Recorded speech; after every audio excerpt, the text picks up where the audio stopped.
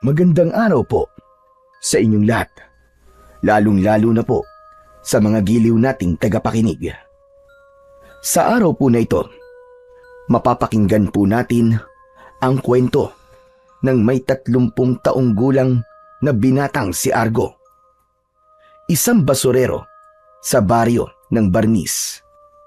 Magmula nang mamatay ang kanyang mga magulang, ay naging isang lihim na manunugis ng aswang si Argo. Ngunit isang gabi ay namatay ang alaga niyang aso na si Takso. Isang bagay ang makukuha niya mula sa suka nito. Isang makapangyarihang mutya na maaaring tumalo sa supremo ng mga aswang na Iskarab. Ngunit natuklasan ni Argo na si Imhotep ay isang nilalang na merong ibang kakayahan, natatalo sa kanyang mutya. Magagamit kaya ni Argo ang mutya ng aso laban sa malakas na halimaw na si Imhotep? Magtagumpay kaya siya sa laban sa lumalakas na puwersa ng kadiliman? Sama-sama po nating pakinggan ang buhay at pakikipagsapalaran ng basurerong manunugis.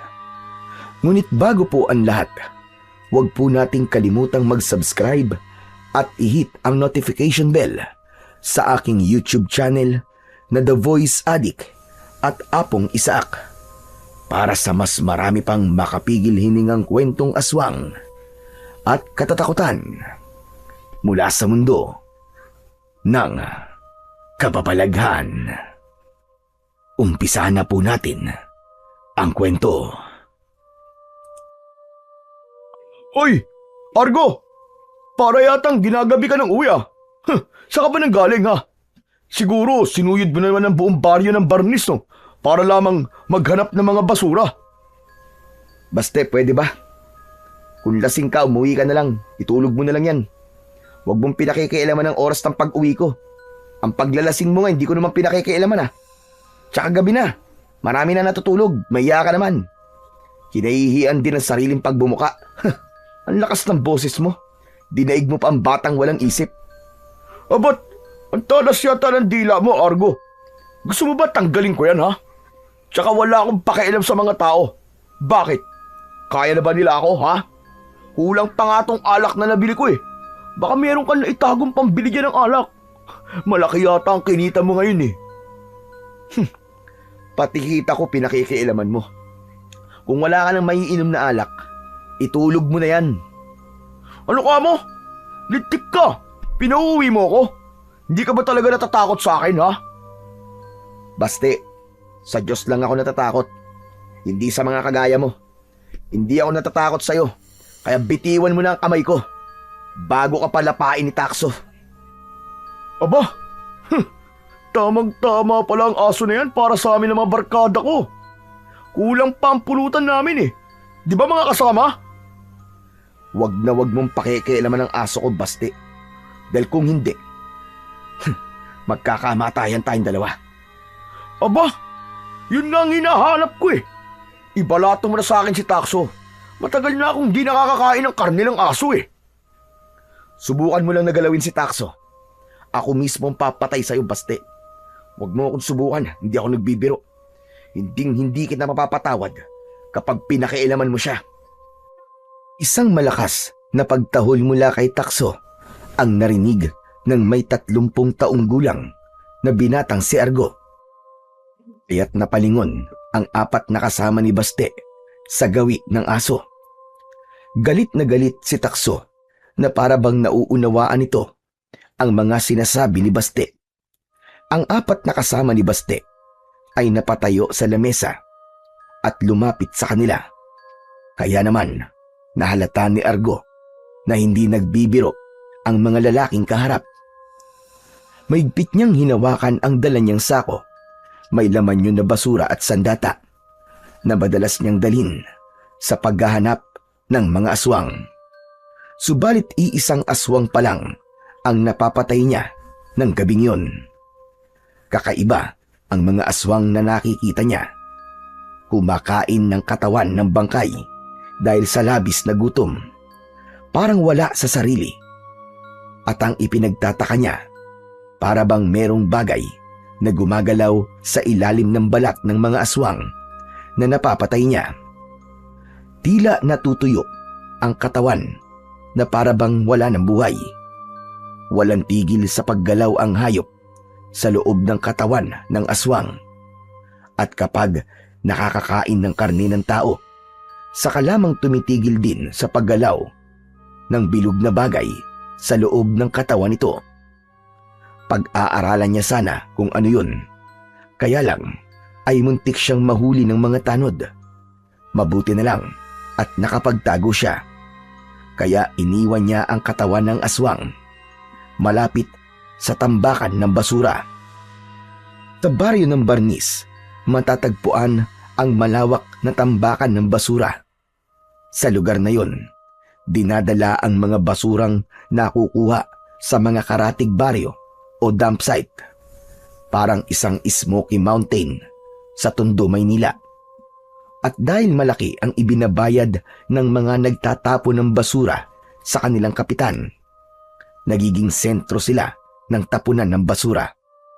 Halos kasing taas na yun ng burol, na kasing lapad ng 1 hektarya na lupa. Ang amoy ay masakit sa ilong, masakit sa lalamunan ng taong makakalanghap sa singaw. Naninigas ang sikmura na madalas ay hindi na kinakaya ng mga taong nakatira sa tambakan ng basura. Kaya ang iba na hindi na nakakatiis ay umaalis na lang sa kanilang baryo. Pero para sa mga basurerong katulad niya, yun ang ikinabubuhay ng ibang tao. Ang iba naman ay nagre-recycle ng basura na pwede pang pakinabangan para ibenta sa iba. Bumalik sa kasalukuyang pag-iisip si Argo nang bigla siyang itinulak ni Baste. Bumagsak siya sa lupa. Dinuduro siya nito sa muka. Isang bagay na hindi gusto ng kanyang alagang aso na si Takso. Kaya naman, nilundag nito ang kamay ni Baste at agad na sinakmal ng kagat sa braso. Aray! Hayop kang aso ka! Ligtik ka! Paturukan mo ako ng anti-rabies, Argo, ah! Walang hiya! Tatanggalan pa ako ng braso ng aso mo! Kasalanan mo yan. Binalaan na kita, di ba? Isa pa, wala akong perang pambayad sa anti-rabies na sinasabi mo. Alam ng aso kapag masama ang taong kaharap niya. Kaya ikaw ang may kasalanan kung bakit kinagat ka ng aso ko. Ang kulit mo eh. Hindi ako makakapayag na hindi managot ang aso mong yan, Argo. Ligtik lang, walang ganti. Hindi na yan sisikatan ng araw dahil papatayin ko yan. Kapag ginawa mo yan, Baste, ikaw ang maghuhukay ng sarili mong libingan. Ikaw ang hindi nasisikatan ng araw. Si Takso na lamang natitira kong pamilya. Sa oras na mamatay siya, hindi rin ako makakapayag na hindi ka managot. Tandaan mo yan, Baste. Aba, kayo na nga nakadisgrasya sa akin eh. Ikaw pa ang galit. Sa oras na hindi ka kumilos para paturukan ako sa braso ko ng anti-rabies, humanda ka talaga. Gagawin ko talaga kung ano sinabi ko. Mag-aarap tayo sa barangay bukas. Baste, inutil ang barangay dito. Kaya alam ko na kung ano mangyayari. Siyempre kakampihan ka nila at sa uli, ako ang lalabas sa masama. Dahil babayaran mo si Kapitan, tama ba? Ipinagtanggol lamang ako ni Takso at kasalanan mo kung bakit kanya kinagat. Kung ayaw mo magkarabis, ikaw na lang ang magpaturok sa sarili mo.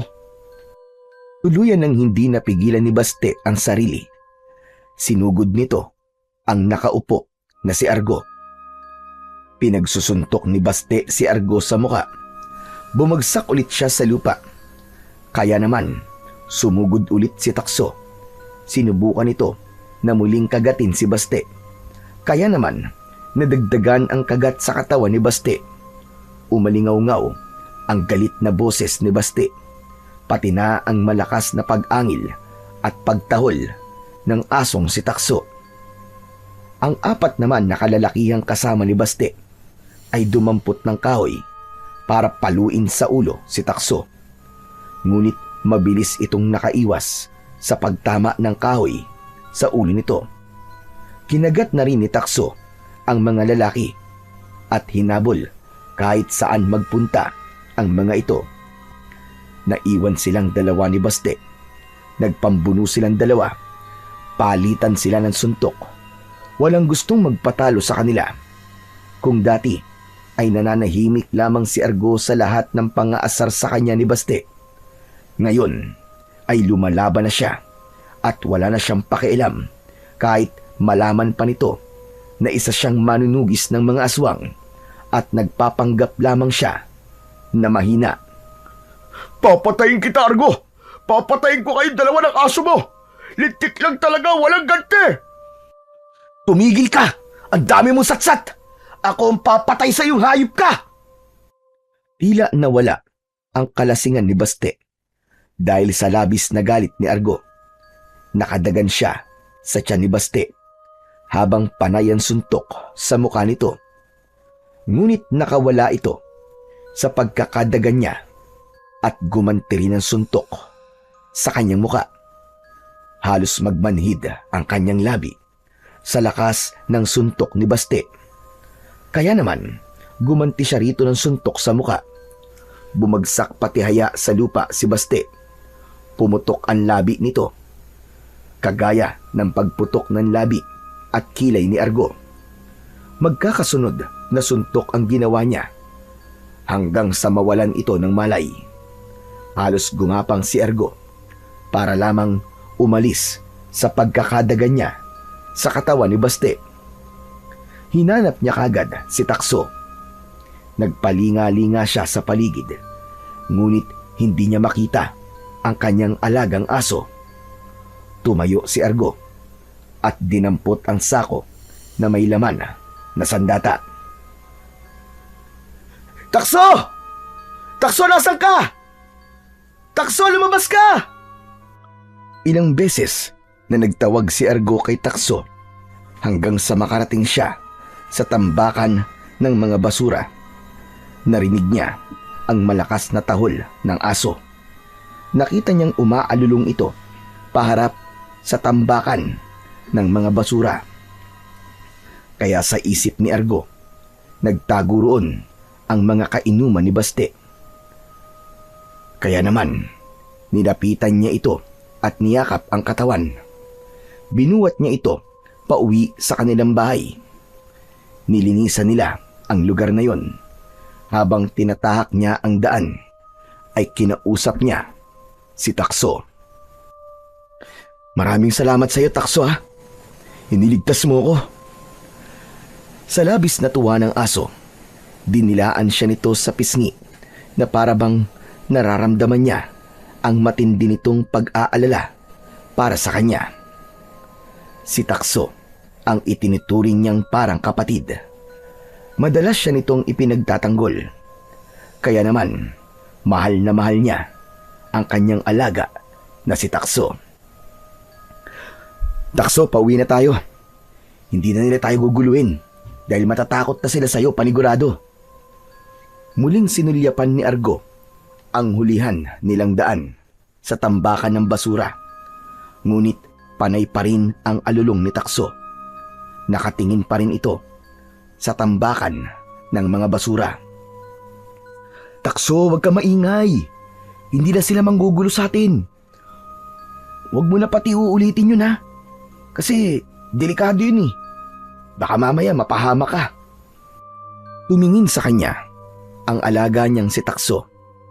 Para bang ngayon lamang niya ito nakitang balisa. Ngunit hindi niya yun pinansin. Dahil mas nag-alala siya sa magiging reaksyon ni Lolo Tipol sa nangyari sa kanyang muka. Magmula nang mamatay ang kanyang mga magulang, 20 taon na ang nakakalipas, ay ang matanda na ang kanyang kasama sa bahay. Hindi niya kadugo si Lolo Tipol. Ito lamang ang matandang nakita niyang may sakit sa gilid ng kalsada. Tinulungan niya ito. Nang panahong yon ay wala siyang tirahan. Palaboy at palipat-lipat siya ng matutulugan. Ikinuwento niya sa matanda ang nangyari sa kanyang mga magulang. Kaya naman, tinuruan siya nitong humawak ng mga sandata, makipaglaban sa mga aswang. Naging lihim siyang manunugis, kagaya ng mga namatay niyang mga magulang. Dahil sa nangyari sa mga ito, isinumpa niyang sisingilin niya ang lahat ng mga aswang na pumatay sa kanyang mga magulang. Pagkalipas ng ilang minuto, ay narating niya ang bahay ni Lolo Tipol. Pagtapat niya sa pintuan, ibinaba niya si Takso at diretso itong pumasok sa loob ng bahay. Kaya bago siya magpakita kay Lolo Tipol, isa munang buntong hininga ang pinakawalan niya. Dahan-dahan siyang humakbang papasok sa loob ng bahay. Lolo Tipol, nandito na po ako. Apa, mabuti naman at nakauwi ka na. Parang ginagabi ka yata ng uwi. Kumusta ang naging lakad mo? Nabitin sa ere ang pagsasalita ni Lolo Tipol nang makita nito ang pumutok na labi at kilay ni Argo, habang ang dugo ay dahan-dahang umaagos sa kanyang pisngi. Pinunasan niya ng palad ang dugong umagos sa kanyang muka. Bumakas ang takot sa muka ng may 70 taong gulang na si Lolo Tipol. Nagmamadali itong lumapit sa kanya. Nanginginig ang kamay, naluluwa ang mga mata habang nakatingin sa kilay niya. Apo, ano yan? Ano nangyari sa'yo? Wala po to. Bumangga po ako sa kahoy, Lolo Tipol eh. Hinabol po kami ng mga aswang kanina. Huwag mo kong lokohin, Argo. Ibinaling ni Argo ang kanyang muka sa ibang direksyon dahil ayaw niyang makita ng matanda ang kanyang mga mata. Hindi siya makapaglihim dito, kaya hindi na siya nagulat nang magsalita ito at sinabing si Baste ang may kagagawan nun. Sana, iniwasan mo na lamang ang mga hayop na yon. Hindi ka na sana lumaban. Baka malaman nila na marunong ka makipaglaban. Kailangan mo pa rin magpanggap na wala kang alam pagdating sa pakikipagsuntukan. Kung hindi po ako lumaban kanina, Lolo Tipol, baka hindi lang po itong inabot ko. Ay siya, sige na. Maupo ka na sa bangko at kukuha labang ako ng langis at dahon ng bayabas sa labas para mapigilan ang pagdurugo. Ay, dako. Mabilis na umalis sa kanyang harapan si Lolo Tipol. Kaya naman, naupo si Argo sa bangko na naghihintay sa kanya. Isang malalim na buntong hininga ang pinakawalan ni Argo, kasabay ng paglapit sa kanya ng asong si Takso. Itinaas nito ang kamay para yumakap sa kanya. Tila nawala naman ang nararamdaman niyang sakit sa kanyang sugat nang maramdaman ang balahibo ni Takso sa kanyang mga kamay. Huwag kang mag-alala, Takso. Hindi naman nagalit si Lolo Tipol eh. Kaya lang, nag-aalala yun. Sundan mo si Lolo Tipol, dali. Wala siyang kasama sa paghanap ng talbos ng bayabas. Gabi na. Baka mapano pa yun. Tumahol ng malakas si Takso at mabilis na lumabas ng bahay. Nakakatuwa na nagkaroon siya ng ganong klaseng alagang aso. Maya-maya pa ay kinuha niya ang mga sandata niya sa loob ng sako at itinago yun sa ilalim ng bangko. Pagkatapos ay pumasok muna siya sa loob ng kanyang kwarto. Nagpalit siya ng damit. Pagkatapos niyang makapagbihis ay muli siyang lumabas ng kanyang silid at naupo sa bangko. Pagkalipas ng ilang minuto ay bumundol ang kaba sa dibdib ni Argo dahil hindi pa rin bumabalik ang dalawa magmula nang umalis ang mga ito. Kaya naman, tumayo siya at sumilip na sa may pintuan. Nakahinga lamang siya ng maluwag nang makita ang maliwanag na gasera na hawak ni Lolo Tipol. Ngunit nagtaka siyang hindi nito kasama si Takso. Kaya nang makalapit sa kanya ang matanda, agad siyang nagtanong dito. Lolo Tipol, nasan po si Takso? Sumunod po siya sa inyo kanina. Akala ko ba kayo magkasama? Aba, hindi ko siya nakita. Pinahabol ko po siya sa inyo para po may kasama kayo. Pero hindi kami nagkita. Isa pa, dyan lang naman ako sa labas ng bakuran natin naghanap ng dahon ng bayabas. Diyos ko, nasaan ang aso ko? Teka, Lolo Tipol, hahanapin ko muna si Takso. Paano ang sugat mo sa labit sa kilay? Gamutin na muna natin yan. Mamaya na po, kailangan ko munang mahanap si Takso. Agad na kinuha ni Argo ang hawak na gasera ni Lolo Tipol. Saka siya tumakbo papunta sa pinanggalingan ng matanda. Mabilis ang tibok ng kanyang puso habang hinahanap si Takso. Tinawag niya ito ng paulit-ulit. Ngunit wala siyang narinig na tahol o yabag ng aso. Sa halip, katahimikan lamang ang naririnig niya sa paligid. Bitbit ang isang lamparang bigas. Tinahak ni Argo ang madilim na bahagi ng likod ng bahay na papunta sa kakawyan. Kumakabog ang kanyang dibdib.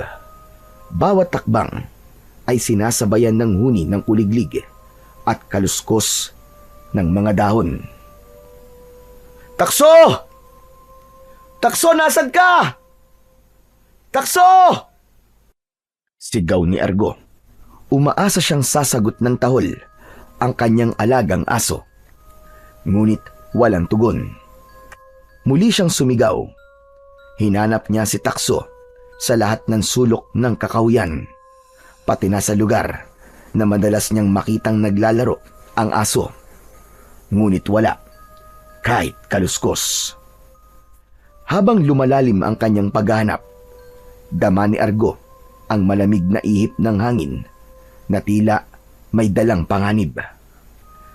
Napahinto siya sa pagtakbo nang makita ang mga bakas ng paa ng aso sa putikan, papasok sa mas madilim na bahagi ng gubat. Mas lalo siyang kinabahan, ngunit hindi siya umatras. Sa kabila ng takot, itinuloy ni Argo ang pagtawag at paghahanap. Takso! Takso, nasan ka? Sa kanyang puso, nag-uumapaw ang pag-aalala. Sa isip niya ay naglalaro ang posibilidad na baka may masamang nangyari sa kanyang alagang aso na si Takso. Habang tinatahak niya ang daan at sinusundan ang bakas ng paa ni Takso, sa isip niya ay pabalik yun sa tambakan ng basurahan. Kaya naman, mas lalo siyang nagmadali. Ngunit may napansin siyang nakaharang na anino sa kanyang daan. Isang nakatayong lalaki. Kainuman ito ni Baste, kung hindi siya nagkakamali. Si Alex yun. Tumutulo ang malapot nitong laway at kapansin-pansin ang kakaibang ikinikilos nito. Natitiyak niya na isang aswang si Alex. Bumundol ang kaba sa kanyang dibdib. Wala siyang anumang hawak na sandatang panlaban sa mga aswang para ipagtanggol ang kanyang buhay. Napaatras siya ng hakbang habang hindi inaalis ang kanyang paningin sa nilalang. Nagtataka si Argo kung paanong naging aswang ang matabang lalaki na kainuman ni Baste. Kitang-kita niya sa ilalim ng balat nito ang mga bagay na nakikita niyang gumagapang sa mga aswang na napapatay niya. Tila nararamdaman niya ang paghihirap ng kalooban ni Alex. Pinunit nito ang damit at walang tigil sa pagsigaw. Ano nangyayari sa kanya? Bakit bigla siyang nagsisisigaw? Sa hindi kalayuan ay napahandusay sa lupa si Alex. Dala ng kanyang kuryosidad, nilapitan niya ito. Kanina lamang ay nagtangka itong salakayin siya. Ngunit ngayon ay nakahiga ito sa lupa at hindi maintindihan ang gagawin. Humihingal pa si Argo sa kaba, ngunit biglang may kakaibang ingay na bumalot sa paligid. Tila kuliglig na nagsasanib, ngunit mas matinis at nakakatindig balahibo. Mula sa basag na lupa ay unti-unting umusbong ang bagay na nasa daan. Pinagmasdan niyang mabuti ang tila kumukulong lupa kahit hindi naman yun basa. Nanlaki ang mga mata ni Argo nang makita ang mga nagsilabasan na itim na ipis mula roon. Kasinlaki ng mga salagubang ang insektong lumabas doon. Kumikislap ang mga pakpak sa ilalim ng liwanag ng buwan. Daang-daang mga ipis ang lumabas mula sa umumbok na lupa, gumagapang parang alon na unti-unting lumapit sa nakahigang aswang. Kaya naman, nasundan niya ng tingin ang mga ipis at laking gulat niya nang malaman na ang mga bagay na nakikita niya sa katawan ng aswang ay ipis pala. Unti-unting kumakain sa laman ng aswang. Napaatras si Argo habang pinagmamasdan ang nakapangingilabot na eksena. Una, umakyat ang mga ipis sa mga binti ng aswang, kumakagat at sumisingit sa pagitan ng balat at laman. Sunod ay nakita niyang gumagapang ang mga ito sa ilalim ng balat. Nag-uunahang gumulong sa loob. Nag-iiwan ng mga bukol na gumagalaw sa katawan ng aswang. Wala na siyang marinig na pag-angil sa bibig nito. Kitang-kita niyang pilit pang gumagalaw ang nilalang. Nagpupumiglas, ngunit wala itong magawa. Nang tuluyan ng lapain ng mga ipis ang laman nito mula sa loob. Sa isang saglit lamang, ang dating nakakatakot na halimaw ay naging bangkay na unti-unting tinutunaw ng mga gutom na ipis. Naiwan si Argo, nanginginig at pinipigilan ang pagsusuka. Hindi niya alam kung bakit dumating ang mga ipis na yon, ngunit malinaw sa kanya ang isang bagay. Hindi lamang tao ang kaaway ng mga aswang. Meron ding mas mabangis na nilalang na handang lumamon sa kanila. Muling sumulyap si Argo sa kinaroroonan ng aswang. Nakita niyang iniwan na ng mga ipis ang katawan nito. Bumalik ang mga yon sa lugar kung saan lumabas ang mga ito. Brutal na namatay ang aswang habang nakabuka ang bibig. Natuyo ang balat at tila kahoy na tumigas ang katawan. Natatandaan niya na ganun din ang itsura ng mga aswang na napapatay niya. Diyos ko! Ano to? Paano nangyari to? Bulong ni Argo. Nanlilisik ang mga mata dahil sa takot. Hindi siya makagalaw. Bigla niyang naalala ang kanyang alagang si Takso. Hindi na niya nilapitan ang katawan ng aswang. Sa halip, diretso siyang tumakbo papunta sa tambakan ng basura. Ilang dipa ang layo niya sa lugar na yon. Nakita niya ang kanyang alagang aso. Nakahiga sa lupa. Hindi gumagalaw, ngunit mahina ang paghinga. Tila nag-aagaw buhay na ito. Halos hindi lumapat ang kanyang mga paa sa lupa para lamang malapitan kagad si Takso. Pumatak ang masaganang luha sa kanyang mga mata, lalo na nang makita niyang hindi man lang ito umangat ng ulo. Takso! Takso, ano nangyari sa'yo? Sino may gawa sa'yo nito, Takso? Mahinang umungol ang aso. Bakas sa huli nito ang sakit na nararamdaman sa katawan. Maya-maya pa ay bigla itong nagsuka ng malapot na laway. Hindi niya mahawakan si Takso. Pakiramdam niya, iiwan na siya ng kanyang alagang aso. Muli itong nagsuka ng kulay pulang likido. Kasunod ng pagtahol nito na tila tumatagos sa kanyang puso. Para bang kutsilyo na unti-unting bumabaon sa kanyang dibdib. Hindi. Hindi pwede, Takso. Takso, nakikiusap ako. Huwag mo akong iiwan. Takso! Isang malakas na paghinga ang narinig ni Argo. Nanatiling nakapikit si Takso. Kasabay ng pagsuka nito, ang paglabas ng kakaibang hugis bilog na bato. Kulay pula na kumikislap sa liwanag ng buwan. Hindi niya pinansin ang bagay na yon. Sa halip ay binuhat niya ang ulo ng kanyang alagang aso. Sa huling pagkakataon, hinugot nito ang huling hininga bago tuluyang na maalam. Nanginginig ang mga kamay ni Argo nang haplusin niya ang maraming sugat nito sa katawan. Parang kagat yun ng isang aswang. Maigpit niya itong niyakap at paulit-ulit na hinalikan sa noo. Sana hindi totoo to. Sana panaginip lang to, Takso. Takso naman, gumising ka. Takso!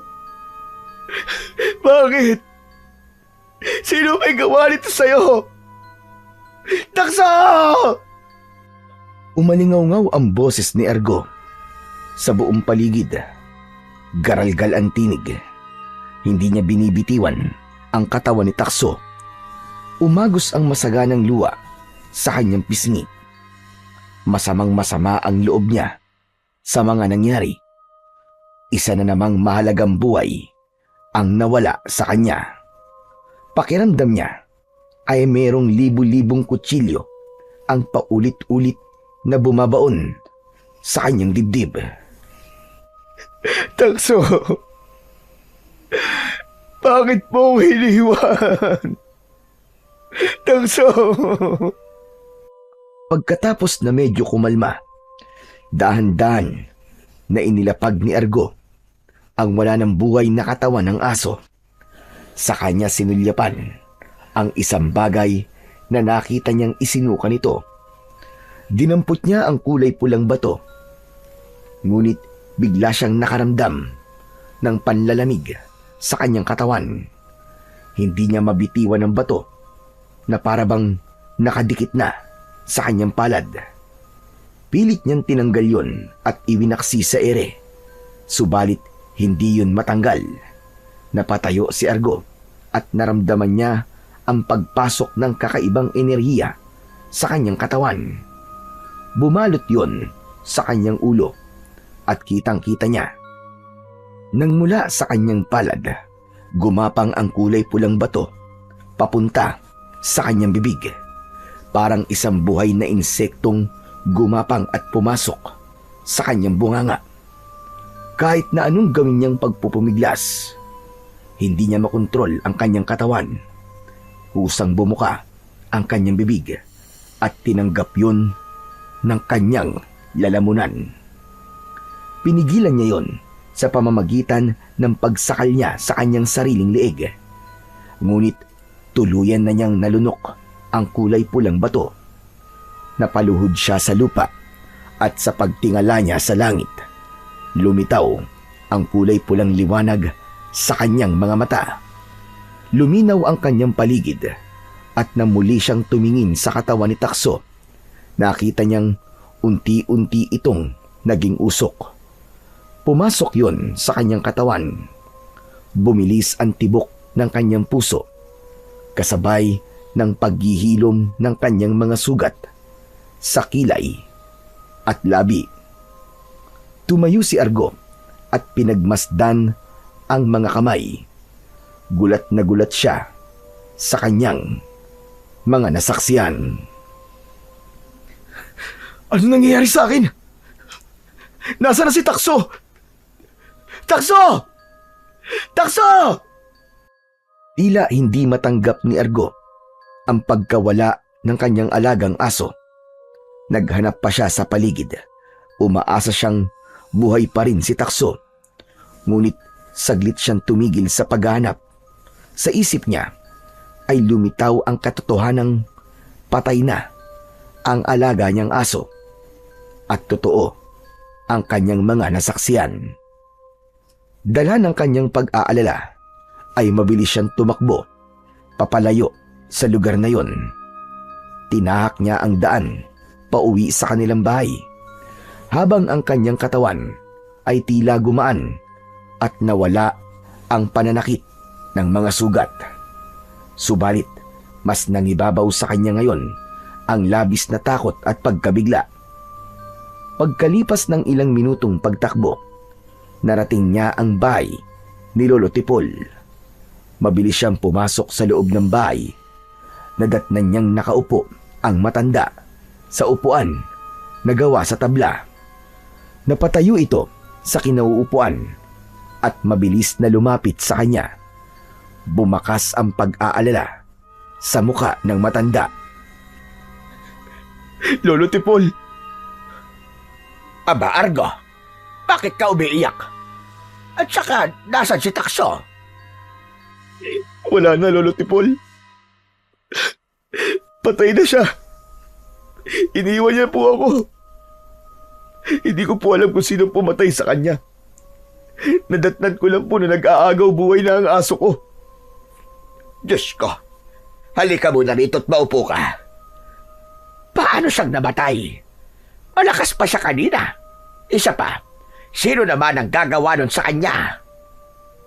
Hindi ko po naabutan ng hayop na pumatay sa kanya, Lolo Tipol.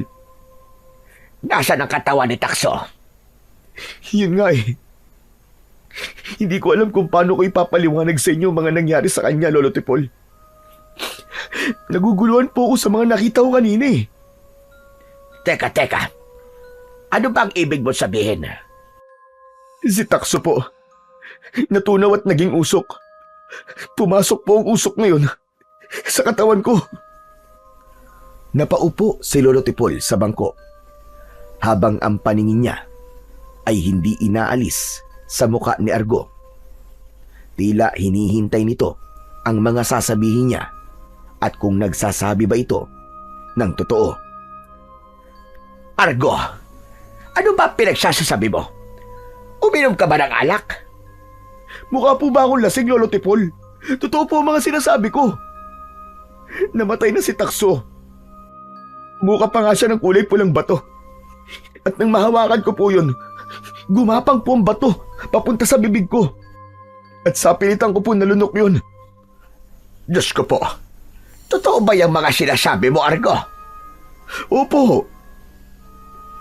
Kaya nga di rin po ako makapaniwala eh. Meron pa po ako natuklasan.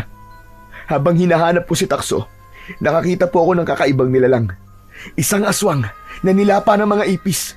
Nanggaling po sila sa ilalim ng lupa at pumasok sa katawan ng aswang. Marami na po ako napapatay na aswang, pero kakaiba po ang aswang kanina. Siya si Alex, kaibigan po ni Baste. Tuluyan nang nanghina ang tuhod ng matandang lalaki. Takot na takot itong napaupo habang nanginginig ang katawan. Lolo Tipol, may alam po ba kayo sa mga nangyayari sa akin ngayon? Talagang naguguluhan po ako eh. Oo. Alam ko kung ano nangyayari sa iyo ngayon. At hindi ko akalain na mangyayari yon sa totoong buhay.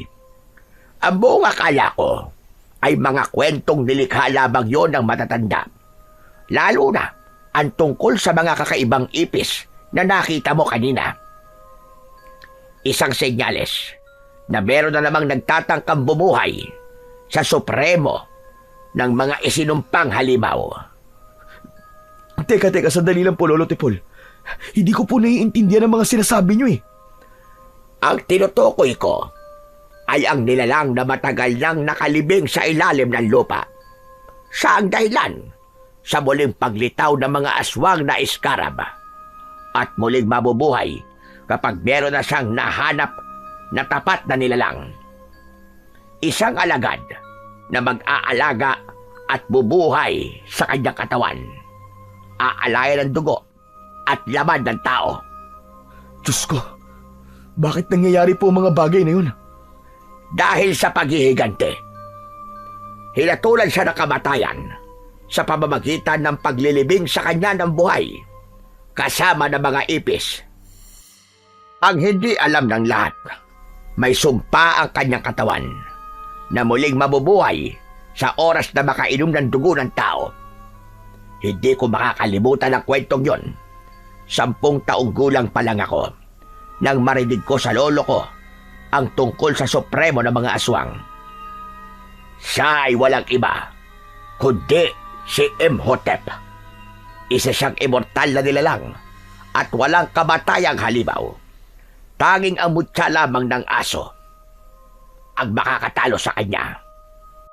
Saglit na napahinto sa pagsasalita si Lolo Tipol at napatitig sa muka ni Argo. Bumakas ang pag-aalala sa muka nito. Hindi ba't nabanggit mo kanina ang bato na itsinuka ni Takso? Opo, Lolo Tipol. Bakit po? Kung hindi ako nagkakamali, ang batong nakuha mo kay Takso ay isang mutya na tatalo kay Imhotep. Isang malakas na mutya na magbibigay sa iyo ng kakaibang kapangyarihan. Ha? Paano po nagkaroon ng mutya si Takso? Isa lamang siyang ordinaryong aso.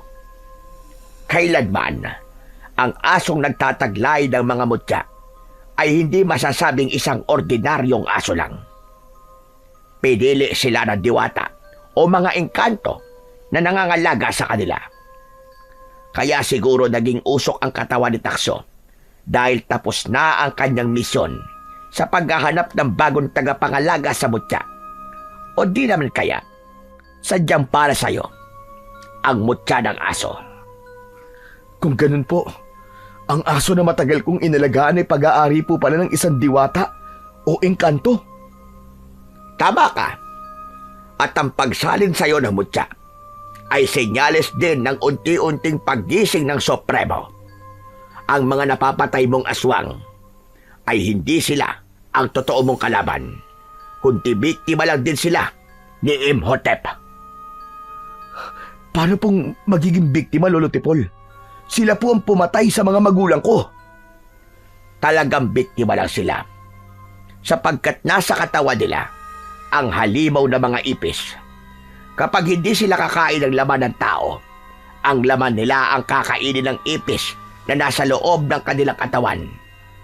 Kung minsan naman, hihigupin muna ni Imhotep ang dugo ng biktima bago niya sasalinan ng mga ipis sa katawan.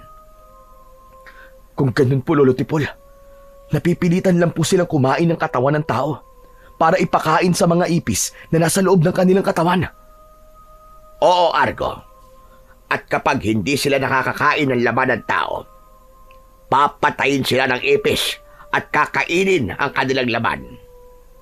Iiwan silang walang dugo. Matigas ang katawan na parang isang kahoy. Ang mga ipis naman ay babalik sa kabaong ng Supremo para muling magpahinga at bantayan ang katawan ng kanilang Panginoon. Matagal na nag-isip si Argo at hindi makapaniwala sa kanyang mga natuklasan. Maya-maya pa ay nabaling ang kanyang atensyon sa kanyang kamay. Tila nakikita niyang merong kulay pulang liwanag na bumabalot sa kanyang kamao. Lolo Tipol, meron pong lumalabas na kulay pulang liwanag sa mga kamay ko. Ano pong ibig sabihin nito? Ikaw lamang ang nakakakita sa liwanag sa kamay mo, Argo. Kung hindi ako nagkakamali, merong nilalang ang nakasunod sa'yo. Nasa paligid siya ng bahay natin. Palatandaan yan na merong panganib. Bumundol ang kaba sa dibdib ni Argo. Hindi niya alam kung paano gagamitin ang mutya na nasa loob ng kanyang katawan. Napatingin si Lolo Tipol sa bintana, saka nagmamadaling humarap kay Argo. Bakas ang takot at pag-aalala sa mukha nito. Kaya naman, sumilip na rin si Argo sa labas ng kanilang bahay. Sa liwanag ng buwan, nakita niya ang mga anino sa labas ng kanilang bakuran. 1, 2, at higit pa. Nang lumiwanag ang ulap, tumambad ang nakakapangilabot na anyo ng mga aswang na iskarab. Nakangisi, may mahahabang kuko, at nagngangalit ang mga mata. Nakatayo silang nakahanay, parang mga gutom na mababangis na hayop na sabik sumugod sa kanilang kinaroroonan, habang ang mga katawan ay walang tigil sa paggalaw. Parang nararamdaman ng sakit mula sa gumagapang na ipis sa loob ng katawan ng mga ito. Hindi siya maaaring magkamali. Ang tatlong nilalang na nasa unahan ng mga aswang ay ang kaibigan ni Baste. Ang mga yon ang hinabol ni Takso.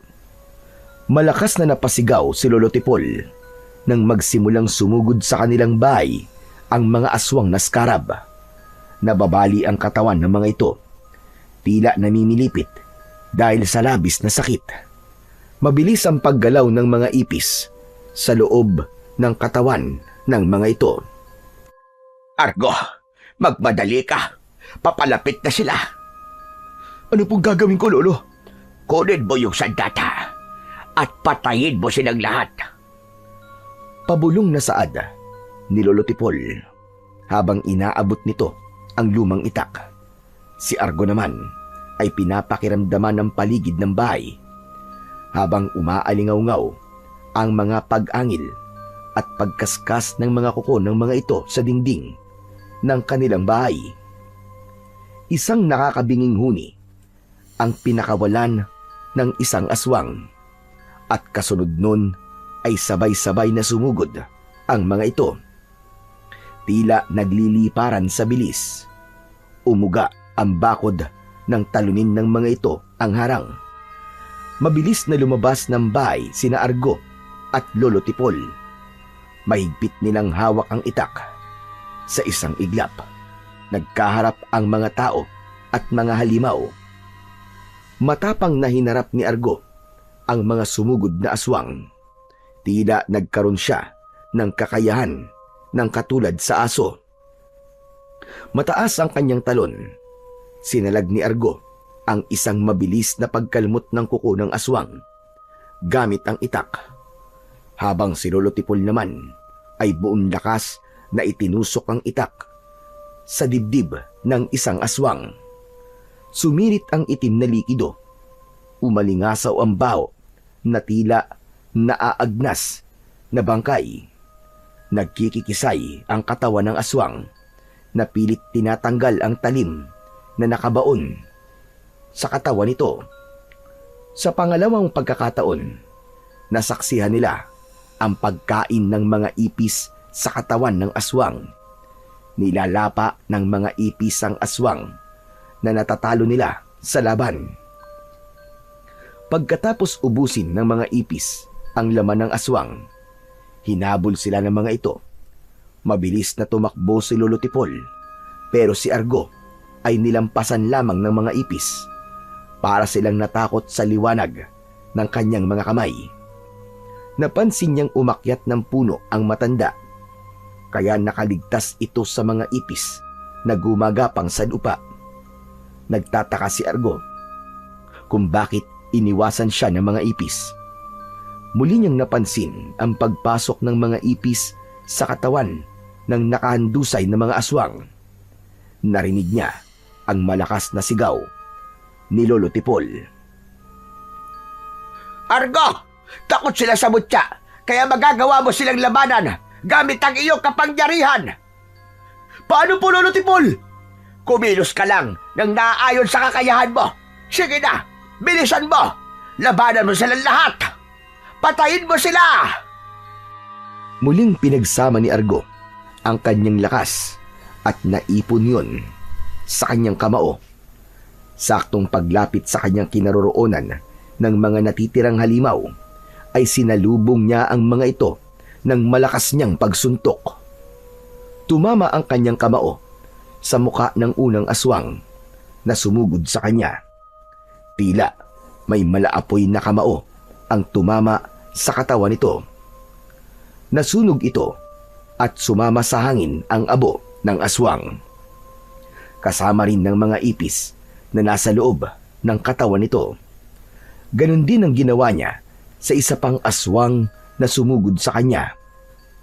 Tinupok ng apoy ang katawan nito. Nakita ng ibang mga aswang na natitira ang ginawa ni Argo sa kasamahan ng mga ito. Kaya hindi na sumugod ang mga aswang na iskarab. Kaya lang sila naman ang nilapa ng daan-daang mga ipis mula sa loob ng kanilang katawan. Ang isang aswang na nasa kanyang harapan ay dinukot ang sarili nitong laman. Nakuha nito ang ipis, ngunit lumipad yun at pumasok sa mata ng aswang. Bumagsak ito sa lupa habang nagkikikisay ang katawan. Naging agresibo ang mga ipis sa paggalaw sa loob ng balat nito at tuluyang naubos ang dugo at laman ng dahil sa mga ipis. Halos mapunit ang bibig ng aswang sa malakas nitong pagsigaw. Argo, apo! Sa likod mo! Merong aswang! Pagharap ni Argo sa kanyang likuran, ay tumama sa kanyang muka ang kamao ng aswang na iskarab. Bumagsak siya ng pasadsad sa lupa. Napatitig siya sa muka ng nilalang na humahakbang papalapit sa kanyang pinagbagsakan. Dahan-dahan din na bumangon si Argo at gumanti ng suntok dito. Ngunit hindi natinag ang aswang. Gumanti ito ng kalmot sa kanyang dibdib. Pasadsad ang kanyang paa na napaatras dahil sa malakas na suntok ng kalaban. Maya-maya pa ay bigla niyang naramdaman ang paggapang ng malakas na enerhiya na nanggagaling sa kanyang tiyan. Binalot ang buo niyang katawan ng kulay pulang liwanag, kaya saktong pagsuntok niya sa aswang na umatake sa kanya ay nasunog ang katawan nito. Kasamang natupok ng apoy ang mga ipis na nasa loob ng katawan ng aswang. Paglingon niya sa paligid ay wala na siyang nakitang aswang na iskarab. Lumapit si Argo sa punong inakyat ni Lolo Tipol at inilalayan niyang bumaba ang matanda. Diyos ko, maraming salamat. Ligtas na tayo ngayon. Lolo Tipol, hindi po ako makapaniwalang bigla tayong sasalakayin ng mga aswang na iskarab. Simula pa lang yan, apo. Simula pa lang yan. Maaaring alam na nilang na ilipat na sa tao ang mutya ng aso. Nag-aalala silang magamit mo yon laban sa kanilang supremo. Pero Lolo Tipol, hindi niya tunay na alagad ng mga napatay ko. Biktima lang po sila, di ba? Biktima nga lang sila. Ngunit mapanganib at walang kinikilala. Kahit sarili nilang pamilya ay papatayin nila. Sa oras na meron silang makagat na tao, lilipat din ang mga ipis sa katawan ng mga ito hanggang sa kumalat na ang hawa ng aswang. Kaya sa simula pa lang, ay pigilan mo na ang pagdami nila, Argo. Ang aalamin na lang natin ngayon kung saan nagtatago ang mga alagad ni Imhotep. Kailangan matagpuan na ang libingan ng kanilang supremo. Saan naman po natin hahanapin ng libingan? Ang tirahan nga po ng mga ipis na ginagamit upang gumawa ng aswang, hindi natin alam kung saan natin hahanapin. Malakas talaga ang kutob kong marami na sila, apo. Baka hindi natin alam na matagal nang nagising ang kanilang supremo. Kung ganun, Lolo Tipol, ano pong gagawin ko? Dating gawin, ipagpatuloy mo lamang ang pagiging basurero mo. Magmatsyag ka sa paligid, kahit sa mga karating baryo. Pigilan mo ang pagdami ng kanilang alagad. Mahihirapan tayo kung lahat ng mga taong nakatira sa baryo ay magiging isang halimaw. umasta ka na parang walang nangyari. Gawin mo ang lahat para mailigtas ang mga tao. Malaki ang tiwala ko sa iyo na ikaw ay magtatagumpay. Wala po bang ibang paraan para magamot ang mga taong pinapasukan ng mga ipis sa katawan? Wala na. Dahil kapag nagkaroon na ng ipis sa katawan ng isang tao, hindi na siya mabubuhay pa. Maaaring namatay na siya at binubuhay na lamang siya ng mga ipis. Kaya kung mapapansin mo, wala na sila sa tamang pag-iisip. Para silang mga amalanhig. Patay na muling nabuhay. Kung ganun po, ang aswang na iskarab ay mula sa lahi ng mga aswang na amalanhig. Tama ka. Ang pagkakaiba nga lang, pumapatay sila ng tao para ibahog sa ipis na nasa loob ng kanilang katawan. Nang sa ganon ay mabuhay sila. Tulala sila sa umaga. Sa gabi lamang sila nagiging agresibo. Kaya madali mo silang makikilala. Ngayon pa lang po ay nag-aalala na ako, Lolo Tipol. Parang hindi ko po sila kayang labanan. Sinabi ko nga, malaki ang tiwala ko sa iyo, Apo. May dahilan kung bakit ikaw ang pinili ni Takso. Alalahanin mong nandito rin ako. Ginagawa mo yan para mailigtas sa mga tao. At mabigyan ng katarungan ang pagkamatay ng iyong mga magulang. Pagkatapos na mag-usap ng dalawa, ay pumasok na sila sa loob ng kanilang bahay. Wala silang imikang dalawa na abala sa pag-iisip ng mga nangyari sa kanila ng gabing yun. Pagkapasok ni Argo sa kanilang bahay, mabilis niyang isinara ang mga bintana at pintuan. Bago siya pumasok sa loob ng kanyang kwarto, pagod niyang inihiga ang katawan sa kanyang katre. Maya-maya pa ay bigla niyang naalala ang kanyang alaga na si Takso. Muli rin bumagsak ang kanyang luha sa mga mata. Oras pa lang na hindi niya nakikita si Takso ay nasasakta na siya.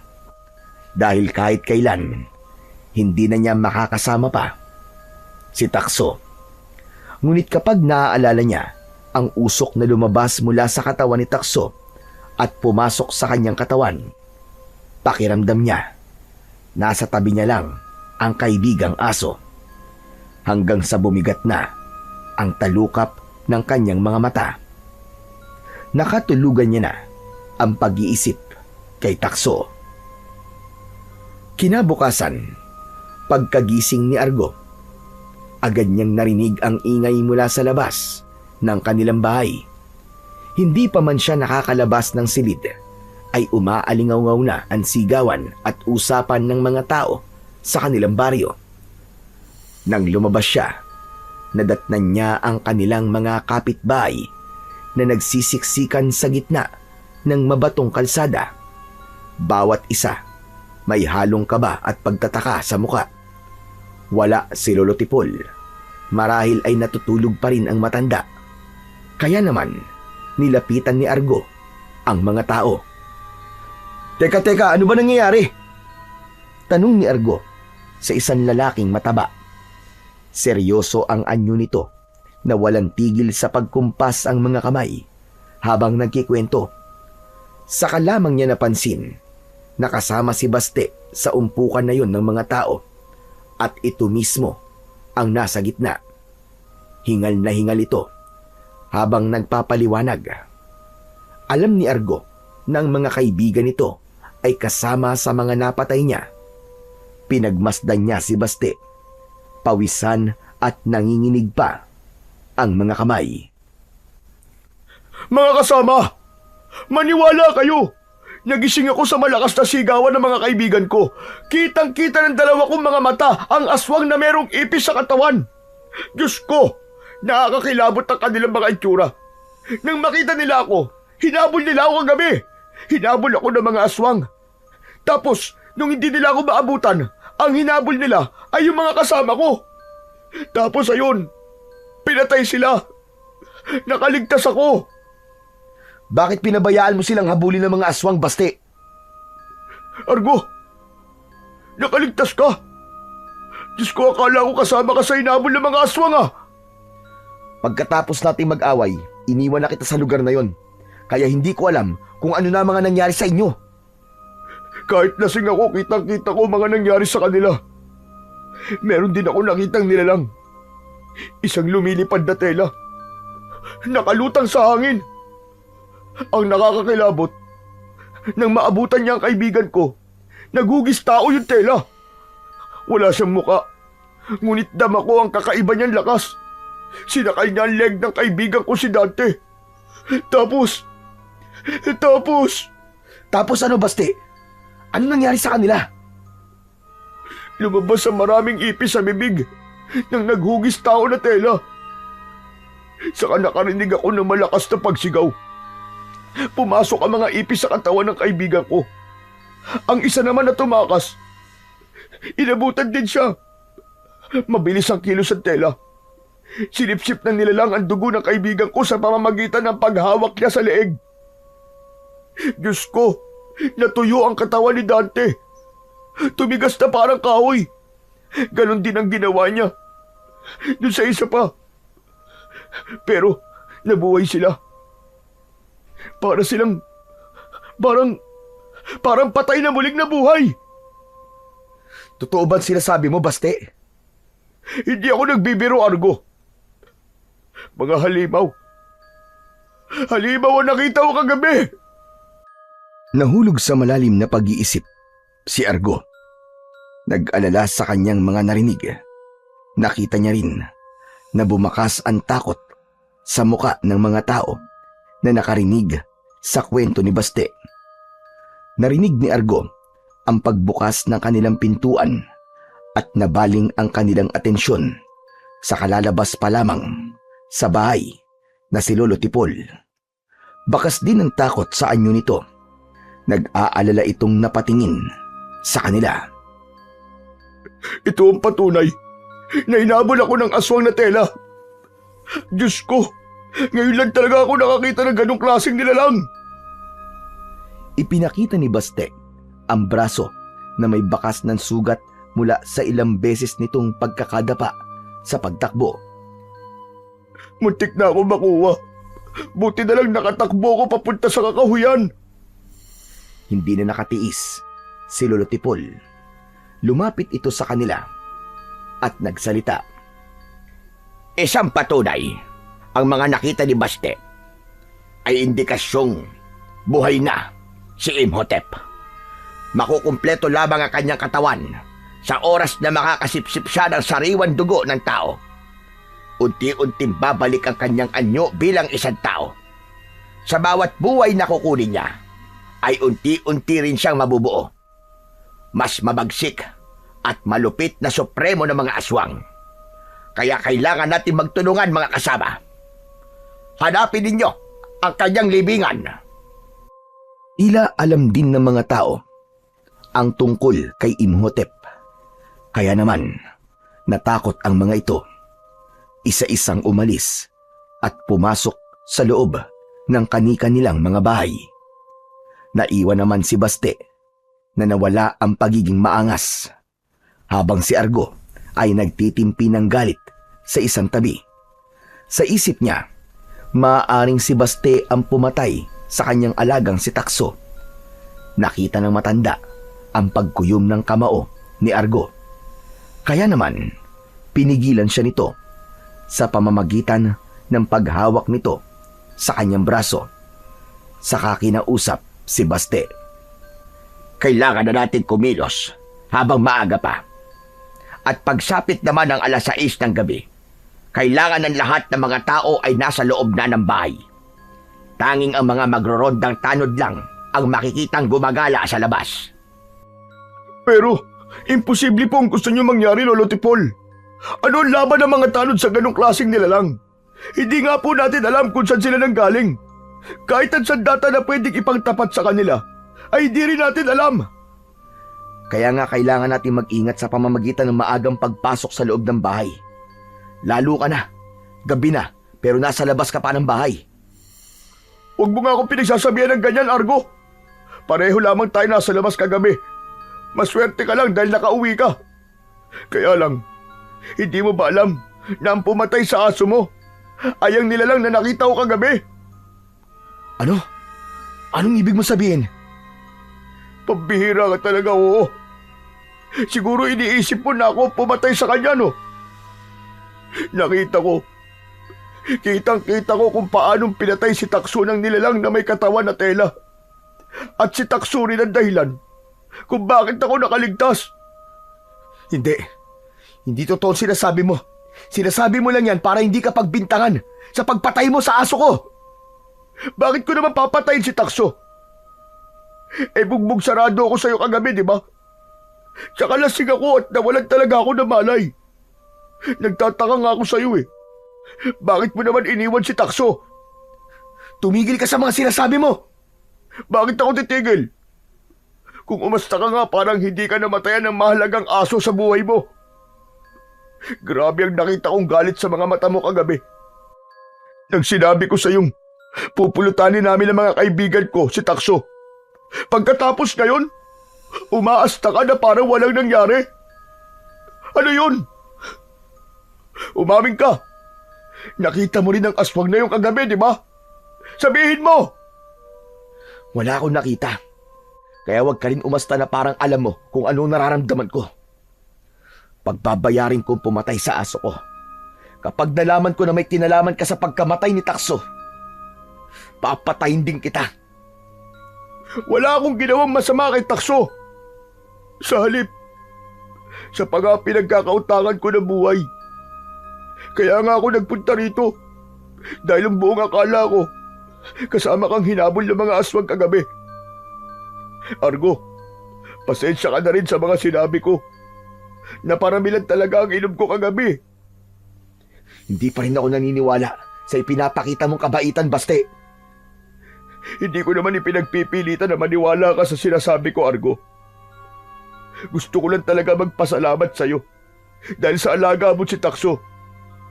Pero naniniwala akong meron kang nakita kagabi dahil magkasama kayong umalis si Takso. Umalis si Takso para sundan ako sa paghahanap sana ng bayabas na igagamot ko sa kilay at labi ni Argo. Ano? Kilay at labi? Bakit? Napuruan ko ba mukha mo, Argo? Kung ganun, nasan ang sugat sa labi at kilay mo? Nasan? Saka lamang naalala ni Argo ang kakaibang nangyari sa kanya kagabi. Kaya nahawakan niya ang kanyang kilay. Hindi yun dapat malaman ni Baste. Ginamot kagad ni Lolo Tipol ang kilay ko, kaya nawala ang pamamaga. Kung wala ka ng ibang sasabihin, makakaalis ka na, Baste. Talagang aalis na ako. Tahimik na umalis sa kanilang harapan si Baste. Kaya naman, natanaw na lamang ni Argo ang papalayong lalaki. Maya-maya pa ay muling nagsalita si Lolo Tipol. Pumasok na muna tayo sa loob ng bahay. Kailangan natin mag-usap, Argo. Naunang pumasok sa loob ng bahay si Lolo Tipol. Kasunod, ang binatang si Argo na abala ang isip. Ramdam na ramdam ni Argo ang bigat ng sitwasyon.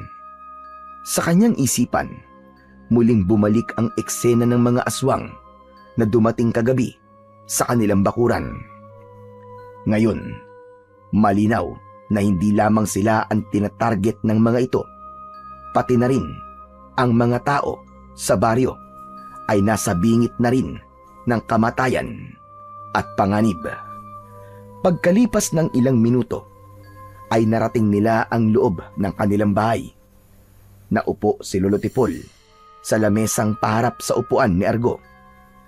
Saka ito napabuntong hininga.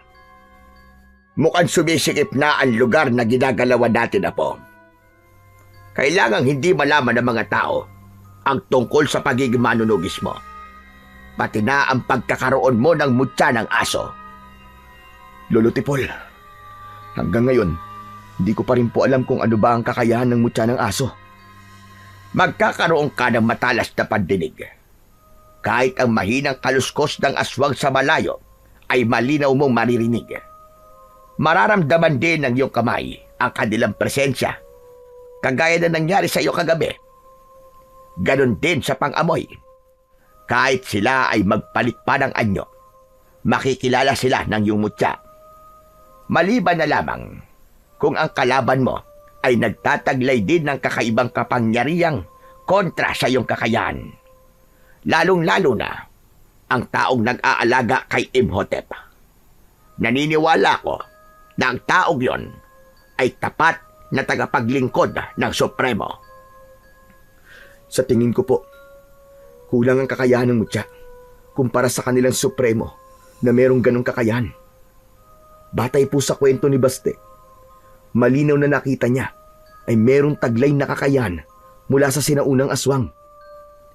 Bukod sa kanyang kakayahan, Argo, may taglay siya ng dugo ng immortal dahil sa kanyang malatela na katawan na kayang pumasok sa maliliit na siwang ng butas. Subalit, kung mapapalabas mo ang kapangyarihan ng mutya, makakaya mo siyang labanan at talunin. Magkakaroon ka rin ng kakayahan na magtago sa mga aswang.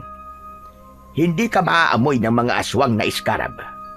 Kaya nga pinag-aagawan nila ang mutya na nasa iyo, Argo. Sinasabi ko to sa iyo para mag-ingat ka. Hindi natin alam kung sino ang totoo nating kalaban. Lolo Tipol, ano pong magiging epekto ng mutya sa katawan ng mga aswang? Lalong-lalo na po sa kanilang supremo kung tamaan ko sila ng aking kamao. Kung tatama ang iyong kamao o sandata sa mga aswang na iskarab, masusunog sila at mamamatay. Ngunit sa Supremo, na merong taglay na kakayahan na parang sa tela na lumulutang sa hangin, tiyak na mahihirapan ka panigurado. Ngunit naniniwala ko sa kakayahan mo, Argo. Isang malalim na buntong hininga ang pinakawalan ni Argo. Nang muli siyang tumingin sa matanda, ay nahulog na rin ito sa malalim na pag-iisip. Pakiramdam ko po, Lolo Tipol, ako ang pumatay kay Takso. Kasalanan ko kung bakit siya namatay. Sana hindi ko siya hinayaan na lumabas ng mag-isa. Sana hindi ko siya pinasunod sa inyo. Ay, dako. Kalimutan mo na kung ano ang sinabi sa'yo ni Baste. Nang hindi mo na naaalala ang sakit sa pagkamatay ni Takso. Ngayong nasa loob na ng katawan mo ang kanyang mutya, gamitin mo yan para labanan ang lumalakas na puwersa ni Imhotep. Dahil hindi madali ang kaharapin mong laban, Argo. Tama po kayo, Lolo. Gagawin ko yun. Ano na ang plano mo ngayon? Dati pong gawi. Aalis po ako ngayon at magpapanggap ulit na basurero. Palihim ako magmamatsyag sa paligid ng baryo. Hanggang sa gabi. Mag-iingat ka, Apo. Mag-iingat din po kayo, Lolo Tipol. Wala kayong kasama habang wala ako. Paano po kung maulit ang mga nangyari kagabi? Huwag ka mag-alala. Kaya kong ipagtanggol ang sarili ko. Sana matapos na to. Malakas po ang kutob ko na ang mga nawawalang tao sa baryo natin ay si Imhotep po ang may kagagawan. Ang kailangan mo lang ay mahanap ang bumuhay kay Imhotep. Kapag nahanap mo siya, matatagpuan mo rin kung nasaan ang libingan niya. At sa ganung paraan, malalaman natin kung paano natin siya matatalo gamit ang mutya na nasa katawan mo. Sige po, Lolo Tipol. Kailangan ko na pong maghanda ng mga gamit ko. Sikapin mong ligtas kang makakauwi, Apo. Opo. Walang mangyayaring masama sa akin, Lolo Tipol. Pinapangako ko yan. Tumayo si Argo at naglakad papasok sa kanyang kwarto para magpalit ng damit. Inihanda niya rin ang kanyang mga gamit na ilalagay sa kanyang lumang sako.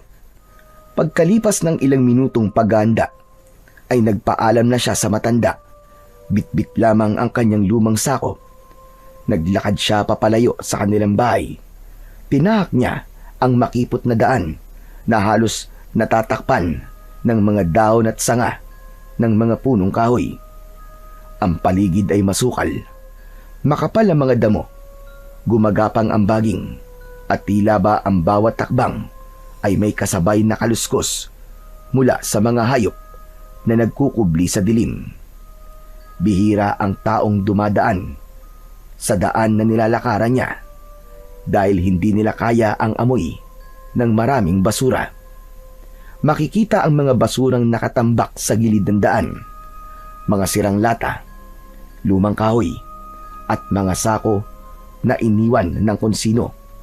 Ang ilan ay nababalutan ng lumot at inaagiw na dahil sa katagalan. Walang gustong kumuha ng basura para sana ibaon o di kaya naman ay sunugin at wag itambak sa malabundok na tambakan ng basura.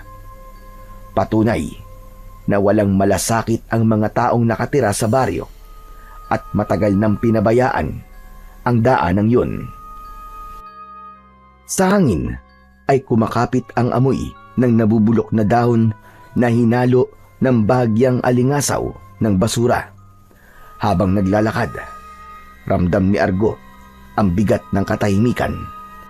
Ang kalsada ay tila nagiging mas makipot habang siya ay papasok sa masukal na bahagi ng kakahuyan.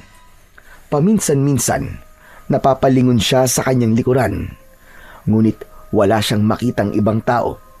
Tanging ang sarili lamang niyang yabag ang maririnig.